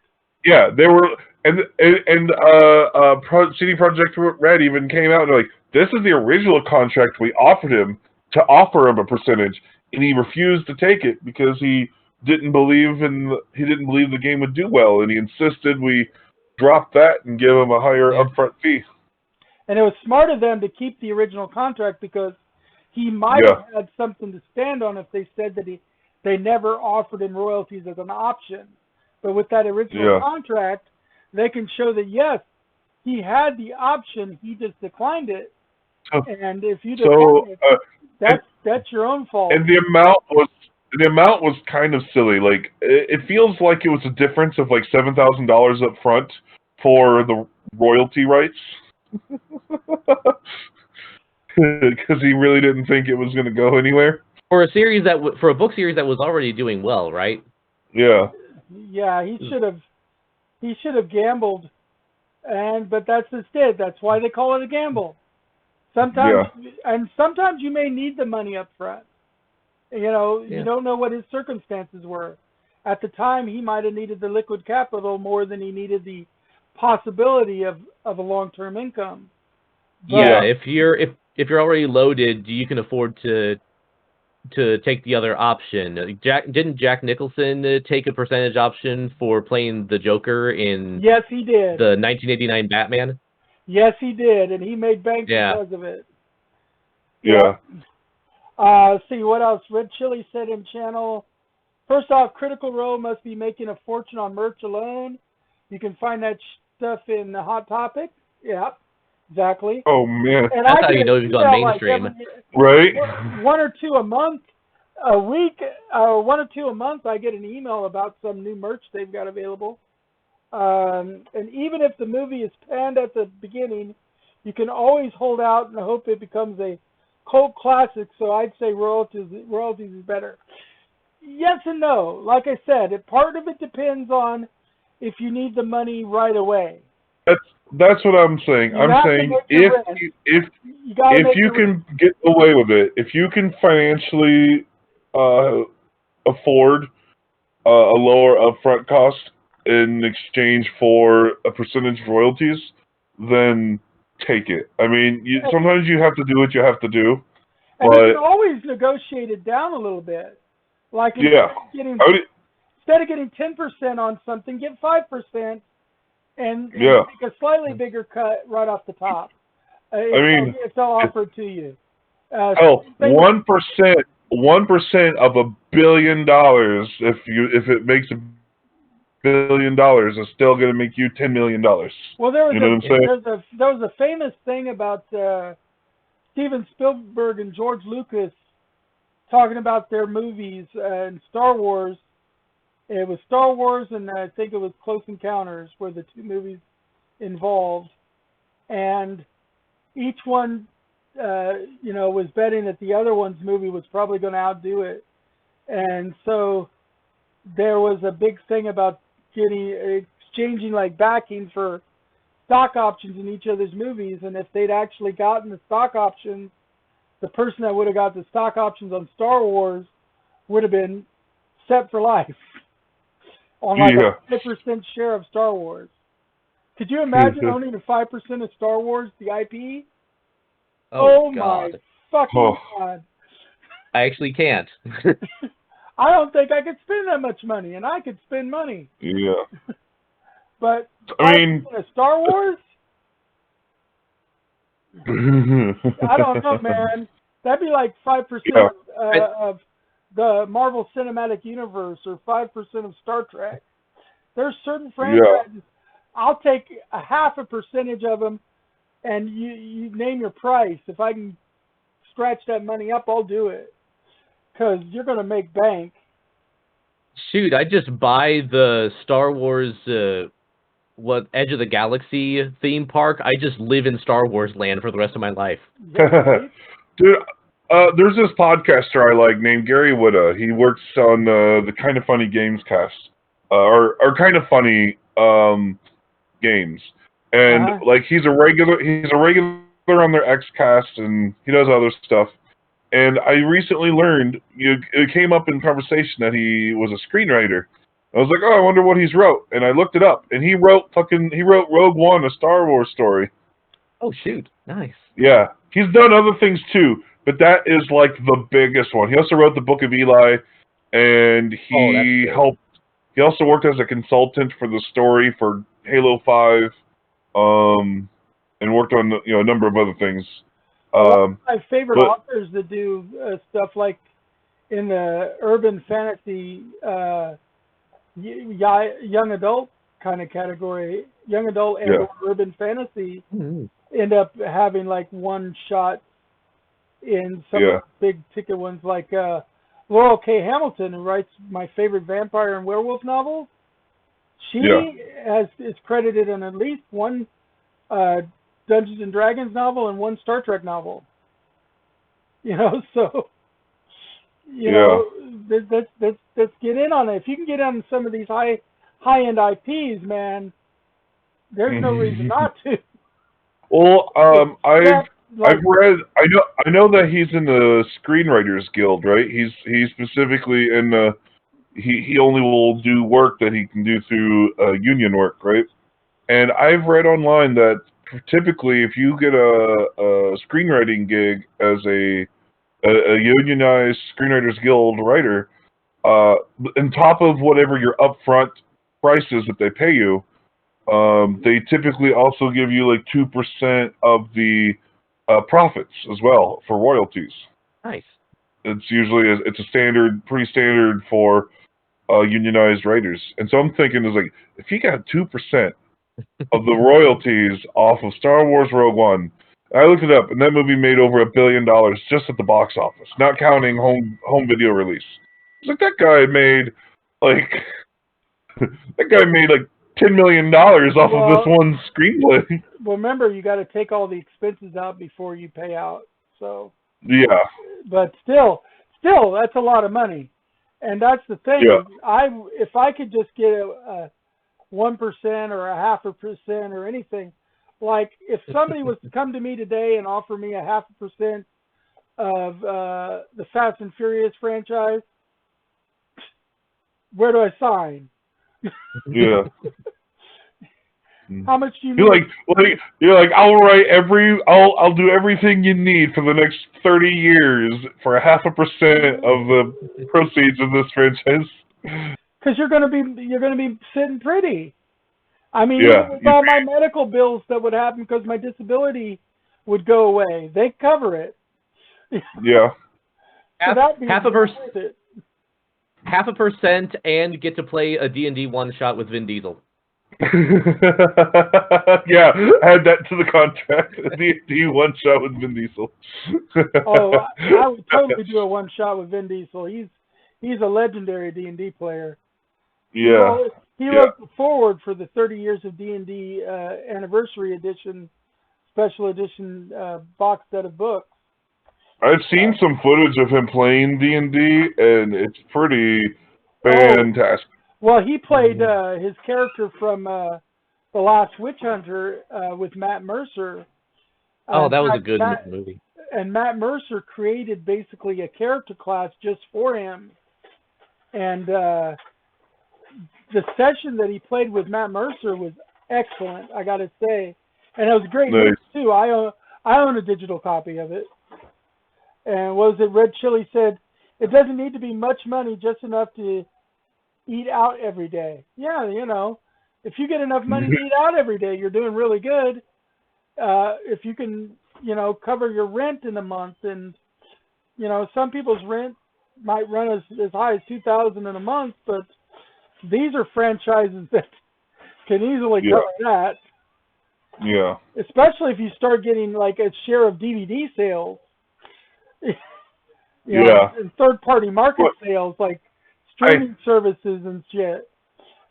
I just kind of glanced back over to the image on the Twitch, and I was like, "Well, we really have gotten off track, haven't we?" Hey, it's been a fun conversation. That's okay. But I was like, we're talking about superpowers, and we're like, fucking Star Wars and Vin Diesel. Okay. Well, then let's move on because it's already. I'm willing to take the blame for most of that. It's 9:33, and we're going to try not to go over at least as much as we normally do. Yeah. This week. So next up we have Game Informer, something about Halo. Yeah. That's on you, Lurch. Yep. So this last weekend, the new Halo Infinite game had what they're calling a flight test. It's sort of like a pre-beta beta. Right. It was an invite-only thing. It was only for the weekend. And like every so often, they were like adding more stuff to it. I didn't get invited. I wasn't in it. I have, to be honest, I've fallen off of the Halo franchise around the time Reach came out. And so I haven't, I replayed Halo 1 back in like 2020, maybe 2019, but otherwise I haven't really done much with Halo lately. However, this Halo Infinite stuff, I've been watching some of the footage and watching some videos of people who've played it and getting their thoughts on it. And it is getting me really excited for Halo again. It's the first time I've been excited for Halo since like 2007. Well, like I said, last time we brought up the topic of Halo, I mean, not being an Xbox player myself anyway, but the last I really heard of Halo, I heard of Halo Reach a little bit, but before that, it was really just Halo 3. And then it just, anything else fell beyond my radar unless you're actually a Halo aficionado. A lot of people that aren't really big on Halo necessarily as their favorite franchise weren't hearing about Halo. Halo Reach was not the last one that really hit the radar. Yeah, for a lot of people at least, yeah. So, and like I know a lot of people did love Reach. I didn't love Halo Reach. I just felt like it was Halo 3 with different voice actors, basically. Yeah, Halo 3 kind of remastered or whatever. Anyway, I mean, it was a different story, but it was the story of a bunch of other Spartans that weren't Master Chief prior to them all being exterminated. Because in the main stories, Master Chief is the last Spartan, the soldier of his kind. But Reach was a prequel to the first game that takes place before, that shows the story of how the Spartans fell. I was going to say thank you for that because I had no idea what the story of Halo was about. It's too much of a shooter for me. It's not my kind of game. in Halo Reach, at the very end, there is a cutscene where if you hold the right analog stick to the right during the cutscene, the camera will pan to the right, and it'll give you a very brief glimpse of a sleeping Master Chief inside of his ship, the Pillar of Autumn, before it leaves the planet. And that is just like minutes or hours before the original game takes place. It's a nice so it was kind of like Halo Reach was kind of like Rogue One, a Star Wars story, where you're watching a story of all these other warriors in the past dying to get Master Chief to leave the planet safely. Okay. And Rip Chili asked, the stuff in Halo Wars is pre-Reach, right? I believe so. Oh, I've not played the Halo Wars because they are real-time strategy games, which didn't appeal to me. And I'm not an RPG so I can't tell. Yeah, I can't tell you anything about the story of those ones. I think I played a demo of that, but that was it. Yeah. So the ones I know, and even them, I'm a little bit fuzzy because it's been, years since I played them, was Halo 1, 2, 3, and Reach. I didn't really play ODST, although I know vaguely what ODST is about. It takes place at the same time as 3, but different characters.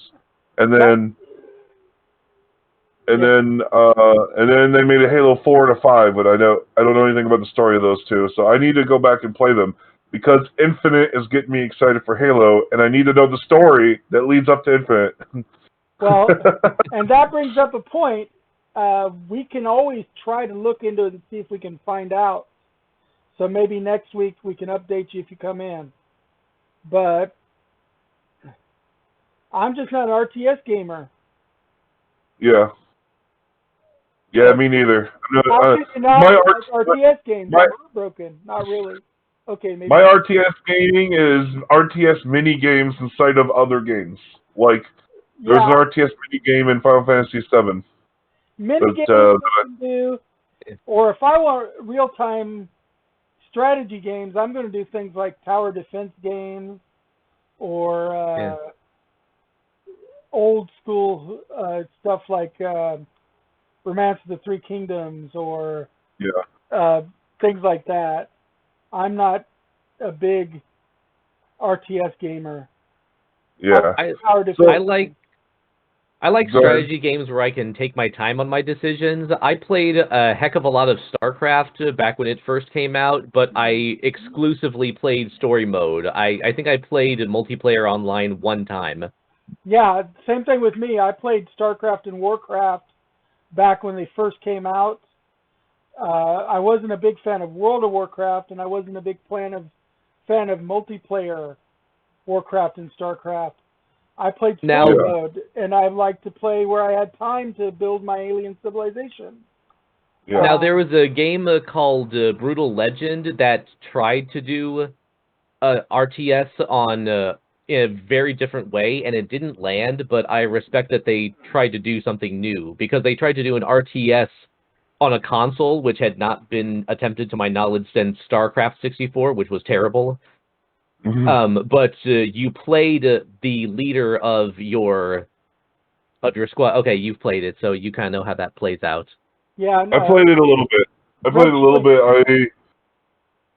wouldn't want to go back and properly play it, like play it all the way through, but I haven't gotten to it yet. Anyway, I was trying to say, was all right. Yeah, I was gonna say the Halo Infinite. Now the test that they did was multiplayer. Well, it was basically the multiplayer mode only. It started off like at the first beginning of it, it was like 4 players versus bots, and the bots gradually escalated in difficulty over the weekend. Like they started off like really on the easiest mode, like the easiest setting. They have like different levels of difficulty, and so they were a lot easier to kill at the beginning, and then they got a little harder, and then they got a little harder where they were calling them like Spartan class or something like that was what they called the highest difficulty. And then for like 2 hours, near the end, for like 2 hours, they made full multiplayer versus each other playable. So they did a ladder bracket all the way up to versus. Yeah, and then I think one of the things that has me personally the most excited is they have a grappling hook in this one. So, like, in your left hand, you can shoot a grappling hook to grab onto an object, a surface, and then pull yourself to it really quickly. That I feel like that is an interesting enough of a mechanic change for Halo. And, like, the rest of it is, plays like older Halo games mostly, except you have a sprint now and the old ones you didn't. Kind of brings to mind, this is completely off topic, really, but back in the day, one of my favorite cabinet games was Bionic Commando, because they had that kind of stretch arm grappling hook feature that you could shoot out and swing from and stuff. It was something new and different that you had not found in any game before that, and it was great. Yeah, it was cool. And now they're putting that in Halo, and they're doing a number of other adjustments and stuff to fine tune it. But like people that are big fans of Halo are saying that it has a lot of the feel of the original games that they loved, while incorporating a few more modern sensibilities in game design to help bring it more to the present. Like they put in sprinting, which wasn't in the older original games, but they did have Oh God, sprinting it in wasn't. the original trilogy didn't have sprint. Well, Um, Red Chili says my favorite RTS games are the Pikmin series, but then he also goes on to say grappling hooks like Unreal Tournament. Was there grappling hooks in Unreal Tournament? Maybe I was thinking of Doom. I was thinking of the new Doom games where they added all the traversal mechanics. yeah, But I've never played Unreal Tournament. Me it either. does That's have another it one that does I'm not a big. it's not quite it doesn't quite play like the Doom Eternal, but it does have a similar kind of mechanic, with the thing. And it's actually funny you mentioned Doom Eternal because that's one of the things about Halo versus other shooter games, and Halo fans are going to already know about this. Is like in other like military shooter games, it's a lot of keeping people at a distance, and you can kill someone in a bullet or two from a distance. Whereas this game tends to be a lot closer, like mid to close range combat in Halo, because people have shields and stuff and special things. So if you just shoot someone from a distance, oftentimes they'll survive it and then can get behind cover. So it's not a duck and cover shoot from a range game. It's charging at your enemies and closing the distance and wiping them out. Throw a grenade so they can't run away and shoot them with your guns to break down their shields and kill them before their shields regenerate and things like that. And then adding in this grappling hook so you can get to them faster or get up to another angle and drop down or whatever. I think that it's going to do a lot to help, for me especially, feel like it's a new, fresh, new game with the stuff that you like, with the stuff that made the original good.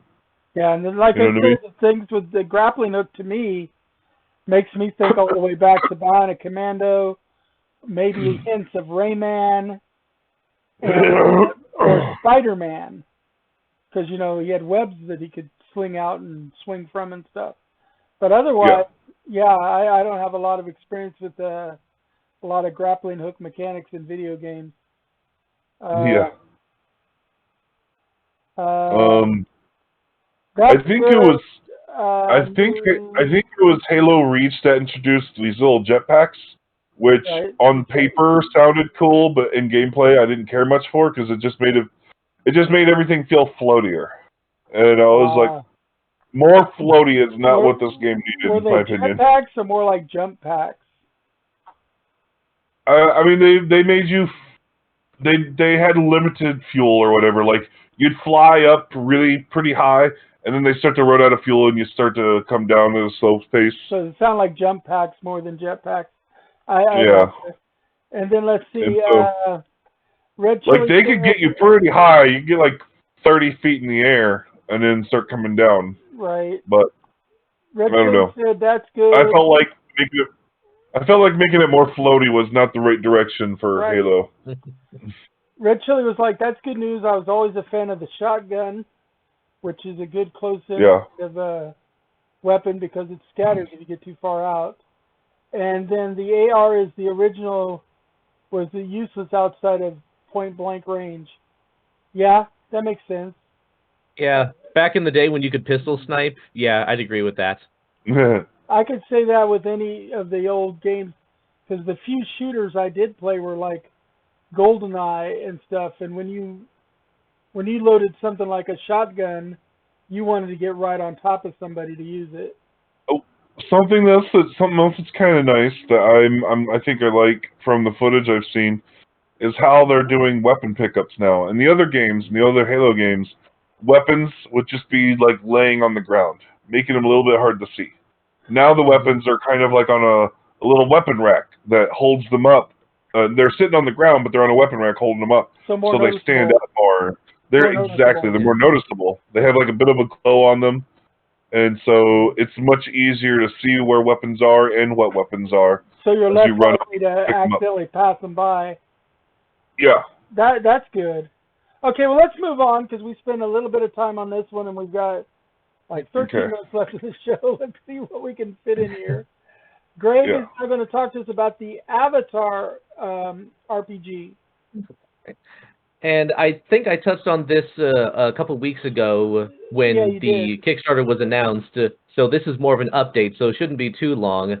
According to the article I found, the Kickstarter hit the $1 million mark within the first few hours. It broke the record for fastest tabletop RPG to make it from 0 to $1 million. It hit the $2 million mark while you, Doc, were doing your intro for the show. And since then, it's gotten another, I want to say, $115,000. They can't put out stretch goals fast enough to keep up with the amount of money that's flowing into this cash cow. I did watch. I will say, since the last time we talked about it, I did watch a few episodes of Avatar: The Last Airbender. So I have seen something other than just the live-action movie now.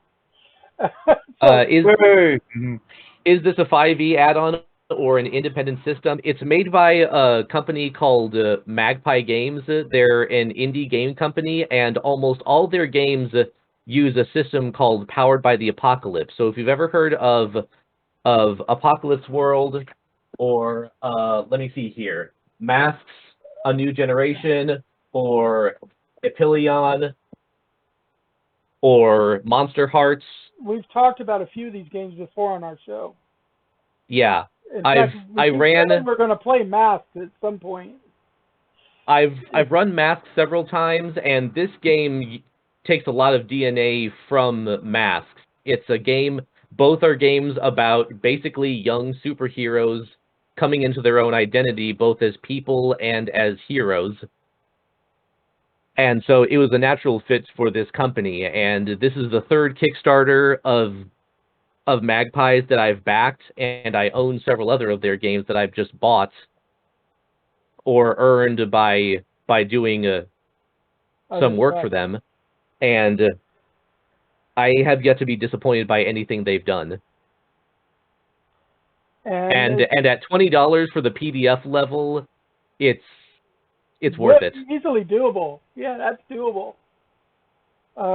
Never heard of it. I mostly play 3.5 and the Numera cipher. I think he means Numenera.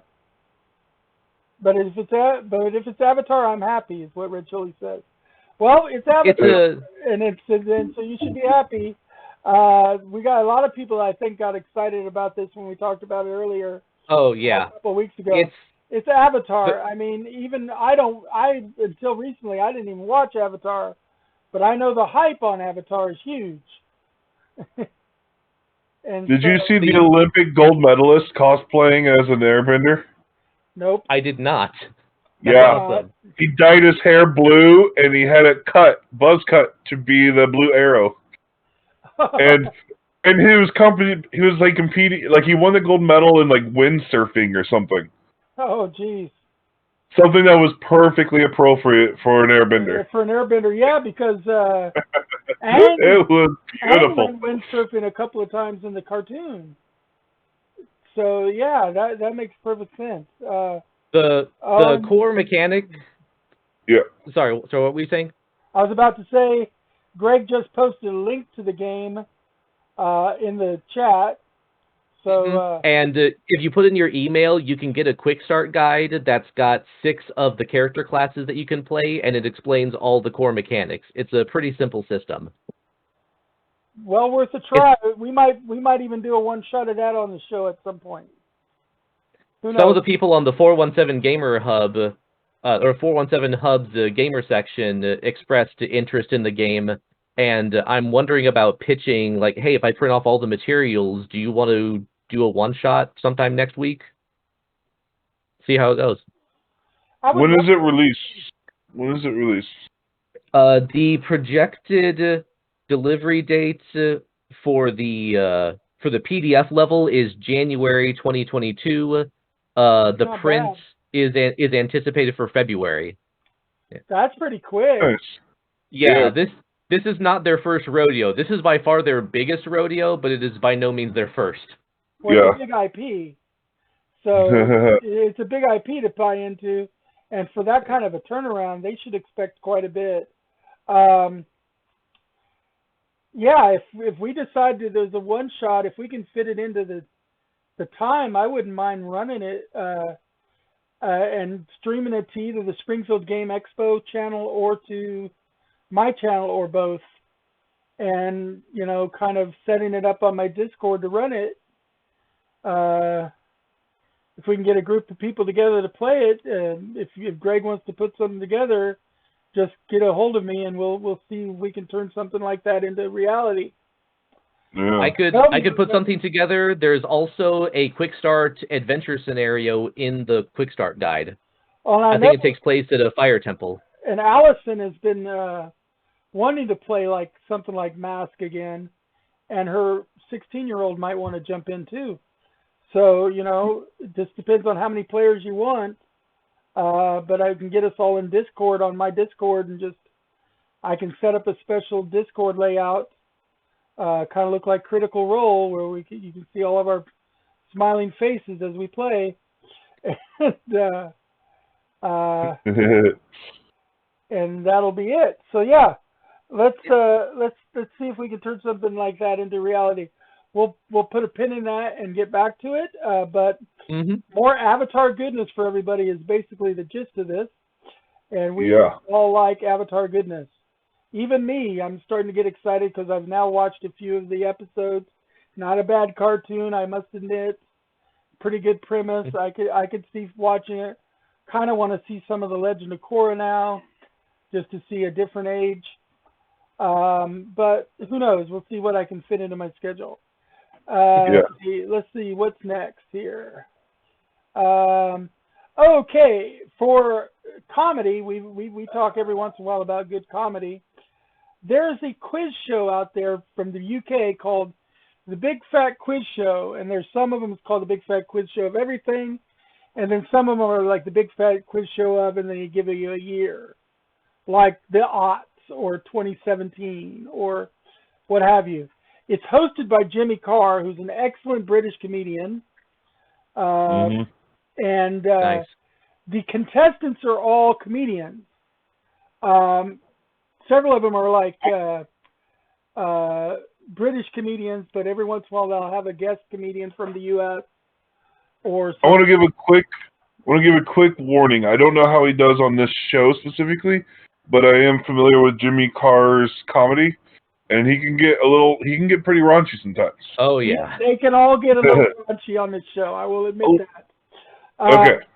Now, one of the very common guest comedians that's one of the contestants, because there's 3 teams of 2, one of those is Richard Ayoade, who is, of course, he's awesome. Maurice Moss from the IT Crowd. So if you ever watch the IT Crowd, he's absolutely hilarious as Moss. I've seen some footage of this. Yeah, this is the footage I've seen of this has been hilarious. This show is to die for funny because the contestants, they're playing for this big cup, no money prize or anything. They're playing for bragging rights, but they spend more time being comedians coming up with joke answers than they really worry about actually answering the question. So, in fact, Richard Ayoade and his typical partner, which is Noel Fielding, I was going to say, I think Noel Fielding's on this show, too. He is, and he's almost always Richard's partner. And when those two work together, they almost never even worry about answering the question. They almost always lose, but they feel so appropriate. But nothing but comedic answers. And they call each other like, they treat each other like they're a married couple. Yeah. Richard Ayoade says, "What do you do with my wife?" and they're always making fun of how Noel Fielding is dressed. He's considered, see, what is the one way they introduced him at one point? Oh, yeah. One of them is a huge nerd. The other one looks like a huge bird. It's Richard Ayoade and Noel Fielding. Because Noel Fielding is always dressed up like that. And it's just hilarious. And you can find several episodes on YouTube. So it's worth watching if you like British humor, because British humor can be a little bit more raunchy and a little bit more sophisticated than American humor. But Yeah. I really think it's At a the same level time. of Yeah, simultaneously. exactly simultaneously. But I think in a lot of ways it's better than American humor. Jimmy Carr himself is kind of an expert at offensive one-liner jokes. Oh, he is so great. He's like, it's like when you're talking about things and stuff, the general rule of comedy is you can only talk about it if you're a member of the category you're talking about. So if you're a black comedian, you can make black off-color humor. If you're an Asian comedian, you can make Asian off-color humor. So anyway, these three pedophiles go into basically saying he's a pedophile. And he's always kind of implying that he's a pedophile or all these other kind of things. He's very good at self-deprecating humor. He's very, very good at being the creep. And he's got this interesting laugh that really brings people in because other people laugh kind of out breath. You naturally go, ha-ha. He laughs ha-ha. And so people said his laugh is weird, and he says, no, my laugh's not weird. It's wrong. that sounds like him. That's him. And it's so great.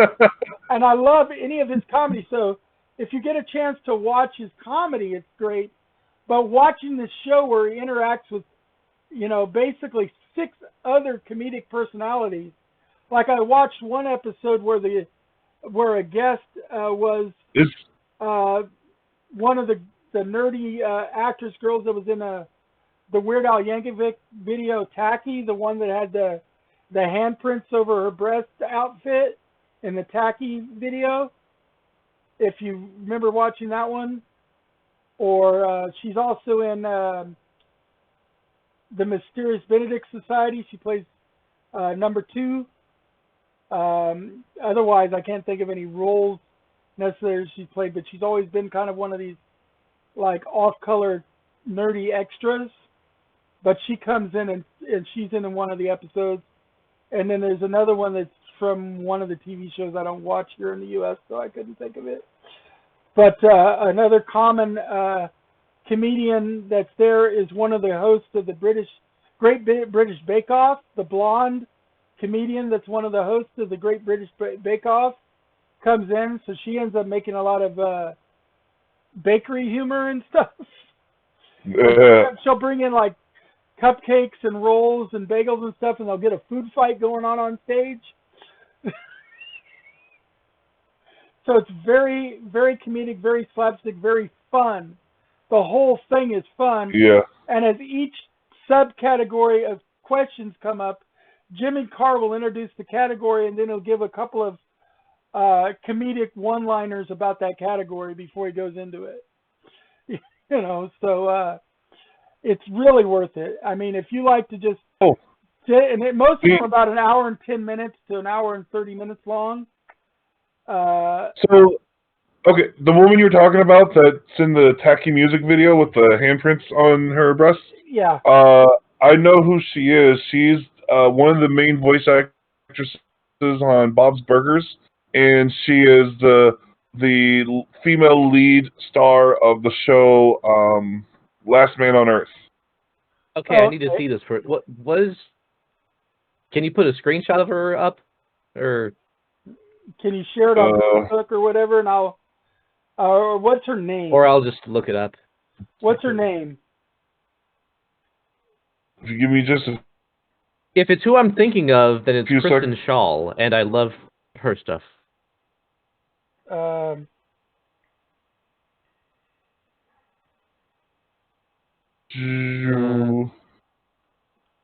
Kristen Schaal. Yeah, she's amazing. Yeah, she is hilarious. She's Louise in Bob's Burgers. She was Sarah Lynn in BoJack Horseman, and she was Dave Bautista's spy partner in what was it called? My Spy. Kristen Schaal, SHAAL. Hold on. That's her. There you go. her. She's hilarious too, and you see her in just a lot of bit parts and stuff. But she guested as on the show. She's a very funny woman. She's hilarious. Mm-hmm. Oh, she was great. So it's really worth watching. Just thought I'd bring her up there for you guys. Yeah. Thank you. So if you get a chance, let's go back to here. All right. Either watch the Big Fat Quiz of Everything, or at least look up some Jimmy Carr or Richard Iotti or Noel Fielding or Kristen Shaw and experience any of those people. I'm sending you a screenshot from the music video you were talking about. I just sent it to you too. Yeah, but it's definitely worth it. I love that video, Tacky. Yeah. I think that outfit that was such a fun. Is perfectly tacky too, with the freaking handprints right over the breast. That's about it. Yeah. I just shared that picture in the Facebook group message. We would play the video on our channel, except for the fact that we do not want to be kicked for right. copyrights, unfortunately. But it's worth it if you guys want to go check it out. To go look up "Tacky" by Weird Al Yankovic. Of course, it's always worth it to watch Weird Al Yankovic anyway. But anyway, let's move on. That was my comic recommendation for the week. Next is that on Amazon Prime? Like, is that available on the Prime Video membership? What? The show, the Big Fat Quiz of Everything. No, I forgot to ask. You can watch Travel Man with Richard Iotti, where he spent 48 hours in another country for several different episodes. Goes around the world, and he has a different guest with him in each country, and he's done some episodes with Noel Fielding of that. Yeah. Let's go ahead and scroll down. Let's go scroll down a little further. There's a picture this is that we can just look at instead of this. This is another one from Lurch's specialty, which is consoles and controllers and such. Looks like it's a Ronald McDonald themed controller. Yes. So, McDonald's. Okay, this has been a developing story. Like, I got the most recent news when I was just pulling up links before our show. Because as of a few hours ago, the latest was. Okay, let me start back. The news originally broke that McDonald's Australia was going to apparently do a giveaway where they're going to give away these controllers. Now, I don't remember what the stipulations were to get into the giveaway, but they were apparently going to do a giveaway out there for these special custom McDonald's-themed controllers. Then PlayStation heard about this, got news about this giveaway, and they put out a statement that they were blocking this because they did not approve their controller being marketed this way, being marketed in this game, or in this controller design by McDonald's. Right. And now the breaking news that has come out most recently that I saw was, it turns out McDonald's wasn't actually planning on giving these away. They were intending to, but then the plan got scrapped. But then somehow, apparently, I don't know exactly what happened, but maybe it was accidentally in Australia. The contract was released, but they had never intended to release it. Yeah. And so it's been this really bizarre story. Somebody promoted an idea, pitched it to the board, and somehow it leaked, and nobody realized that it leaked, or something like that. Yeah, something along those lines. I don't want to speak too specific on things since information has been changing since from a matter of hours ago. It's not a bad-looking controller, but I hate McDonald's, so I would never get it. It was the funniest thing. I felt like I wanted to end on a light note of this ridiculous event, chain of events involving this McDonald's controller. I'm curious, and no one for anything it would be for the collector's value. Right. The general public isn't aware yet, one way or the other, if they ever actually made any of these controllers or not. Like, is this just an artist design for McDonald's, or did they actually get their hands on some controllers that they modified to look like this? No one knows right now. I know, but you're going to have some airbrush artists now doing it themselves, probably. Yeah. But if they did make these controllers, in a few years, they'd be worth a fortune. Yeah. As novelty controllers, yeah. Yeah. That's about the only reason I would buy it is for the novelty value, because I wouldn't want to support McDonald's. Yeah. I hate that place. I mean, they don't even have any nuggets on this thing. What the hell?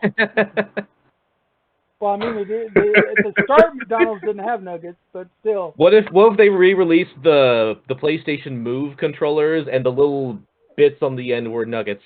Yeah, there you go.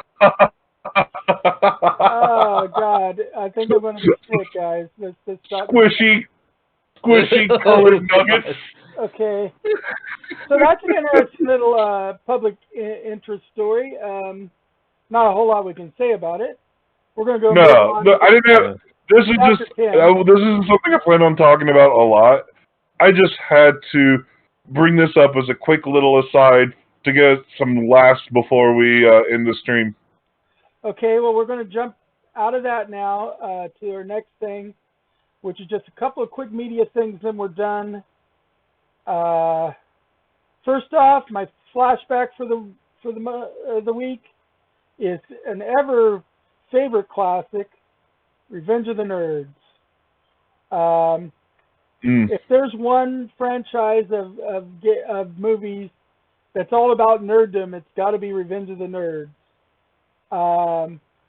What's funny, for those who don't know, of course, Robert Carradine plays Lewis, and in actuality, Robert Carradine's not a nerd; he's a jock asshole. But he's the ultimate nerd in Revenge of the Nerds. In fact, he plays pretty much the king of nerds. Curtis Armstrong and him are the only two that are in pretty much every movie. Curtis Armstrong being Booger. And they're both getting ready to and or just left HBO Max, because I was watching them on the Last Chance channel subset. But they had Revenge of the Nerds 1, 2, and 4. But you can usually find them in other places like, I think Tubi might have them. But they're relatively easy to find. If they're gone, they're not gone for very long before they're brought back.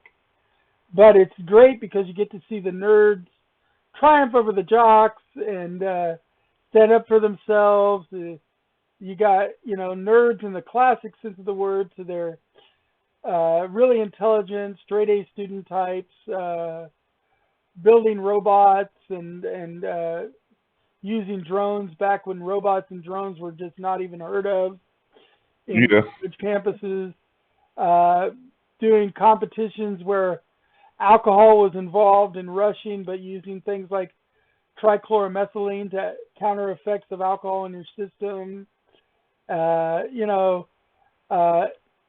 Foreign exchange students like Takashi, who were often treated as nerds by default because they were foreign exchange students who didn't speak enough English and also from an Asian background. It's something that could not be necessarily put out today because of some of the stereotypes. In this case, these are a lot of nerd stereotypes. One of the great things, though, it does show the inclusiveness of nerds because, among other things, one of the main characters in the show is Lamar Luttrell, who is a homosexual African-American man. And he's a flaming homosexual African-American man. But that just shows how that we accept everybody in the nerd culture. And they made a joke of it in the movie, but it's an actual truth. If you're a nerd, we welcome you because most other people didn't. So for your flashback movie of the week, it's The Revenge of the Nerds and its various sequels. I don't think I need to speak much about it because most of us have probably seen at least one of the movies in this series. It's been a long time, but I have. I've seen at least one of them. I think it was the third one. But well, yeah, when I was the Fort Lauderdale one's probably one of the most seen ones, which is the second one. second one, might have been the second one. It was my early teens, I think, when I saw it. Well, I could give you the synopsis. The first one, they come to Adams College and they take over the Greek Council. In the second one, they go to Fort Lauderdale for the National Fraternity Conference, and they end up taking over the National Fraternity Conference. In the third one, Lewis's nephew goes to Adams College, and Lewis is basically like his advisor and stuff, but he's trying to deny that he's a nerd, and until near the end of the movie when he really re-embraces his nerddom, and he's married to Betty from the first movie. And in the fourth one, it's Booger's wedding, and they're all showing up to support Booger as he's going to get married. Sounds like it's basically the American Pie movies from the 80s. Kind of. American Pie is another great example of these kind of movies. But this is like very extremely on the nerd side of things. Yeah. And if you ever watch like Married with Children, Jefferson from Married with Children plays the head jock in the first movie, and Stan is also in a couple of the other movies. Eventually, Stan actually, after the third movie, he actually joins the nerds, and becomes kind of a born-again nerd. Same thing with Ogre in the second movie. Ogre, the big mindless jock monkey type, becomes a nerd at the end of that set of movies. Also in the second movie, they had one of the white boy rappers from the era before, like Vanilla Ice and stuff. He was a comedian who rapping was part of his comedy shtick. He was called The Mighty Liv C, and he was in the Revenge of the Nerds movie. Because like in the first movie, they did a musical number. In the second movie, they had to do a reprisal, another musical number. But in this case, they added The Mighty Liv C to it, so they had some rapping involved. They even added the nerd laugh to the rap track and made it fit. So it was kind of neat. Kind of like how they did with Porky Pig rapping in the new Space Jam. They just kind of built it into the rap spiel. But anyway, we're going to move off because, like I said, I don't want to spend too much time on this. And my other main thing we're going to talk about this week as far as media goes, because we don't have any real DC Universe or Marvel Universe stuff to talk about this week, although next week we will have, especially since the Suicide Squad comes out tomorrow on HBO Max. The other one is Turner and Hooch, the series. That's been dropping every week since Loki ended on Disney+. So Wednesday morning you can watch Turner and Hooch instead of watching Loki. And it's basically like Turner and Hooch, The Next Generation. If you watch the original Tom Hanks movie, we talked about Turner and Hooch last week, didn't we? Yeah, and what we're going to do is kind of talk about them until we get some other stuff to talk about. This is just going to be my thing. Again, Turner and Hooch was there. They were teaching Turner to be a tracking dog. He was basically, his main shtick this week was keeping the main character up all hours of the night with a squeaky toy that he just would not stop with.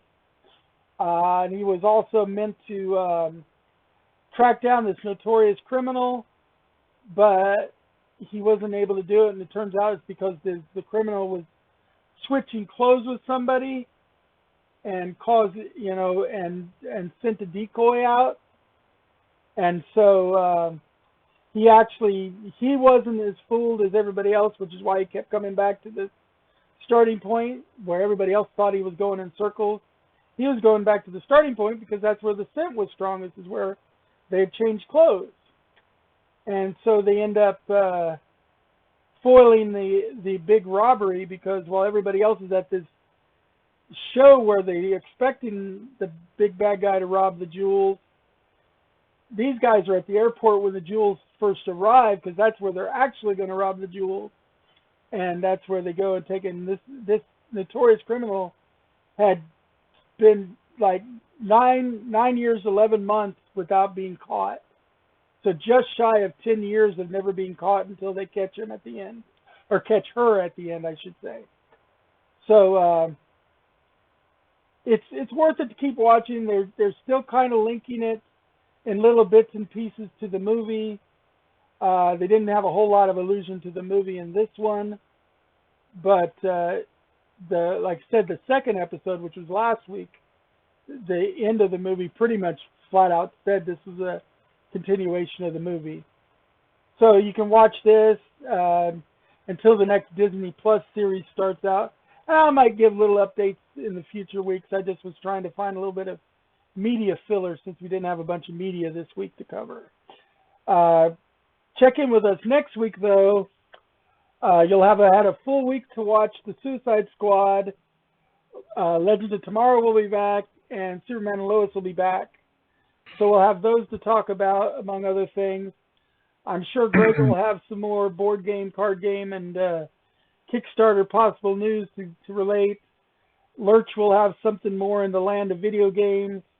I'll have another flashback referral for you in movies, maybe books or other podcasts or something, like I like to do. But thank you for tuning in. I'm Doc, also known as Gamer Seuss. You can, of course, see this show every Wednesday on both my Gamer Seuss Twitch channel and now on the Springfield Game Expo channel, twitch.tv. My co-hosts are Greg Pullman, who is Director of Tabletop Gaming. He's at Queen City Cardboard on twitch.tv. You can also find us all on all of those same names on Facebook and YouTube. And then Lurch, or Philip Landergan, is our chairman this year for Eclectic Endeavors and our director of electronic gaming. And you can find him broadcasting on Left Claw Studios on Twitch TV, YouTube, and Facebook. On behalf of us all, myself and my two co-hosts, waiting for you guys here. See ya. See ya. Take care. Next week. Thank you for tuning in. Have a wonderful time. Bye. Bye. Good show, guys.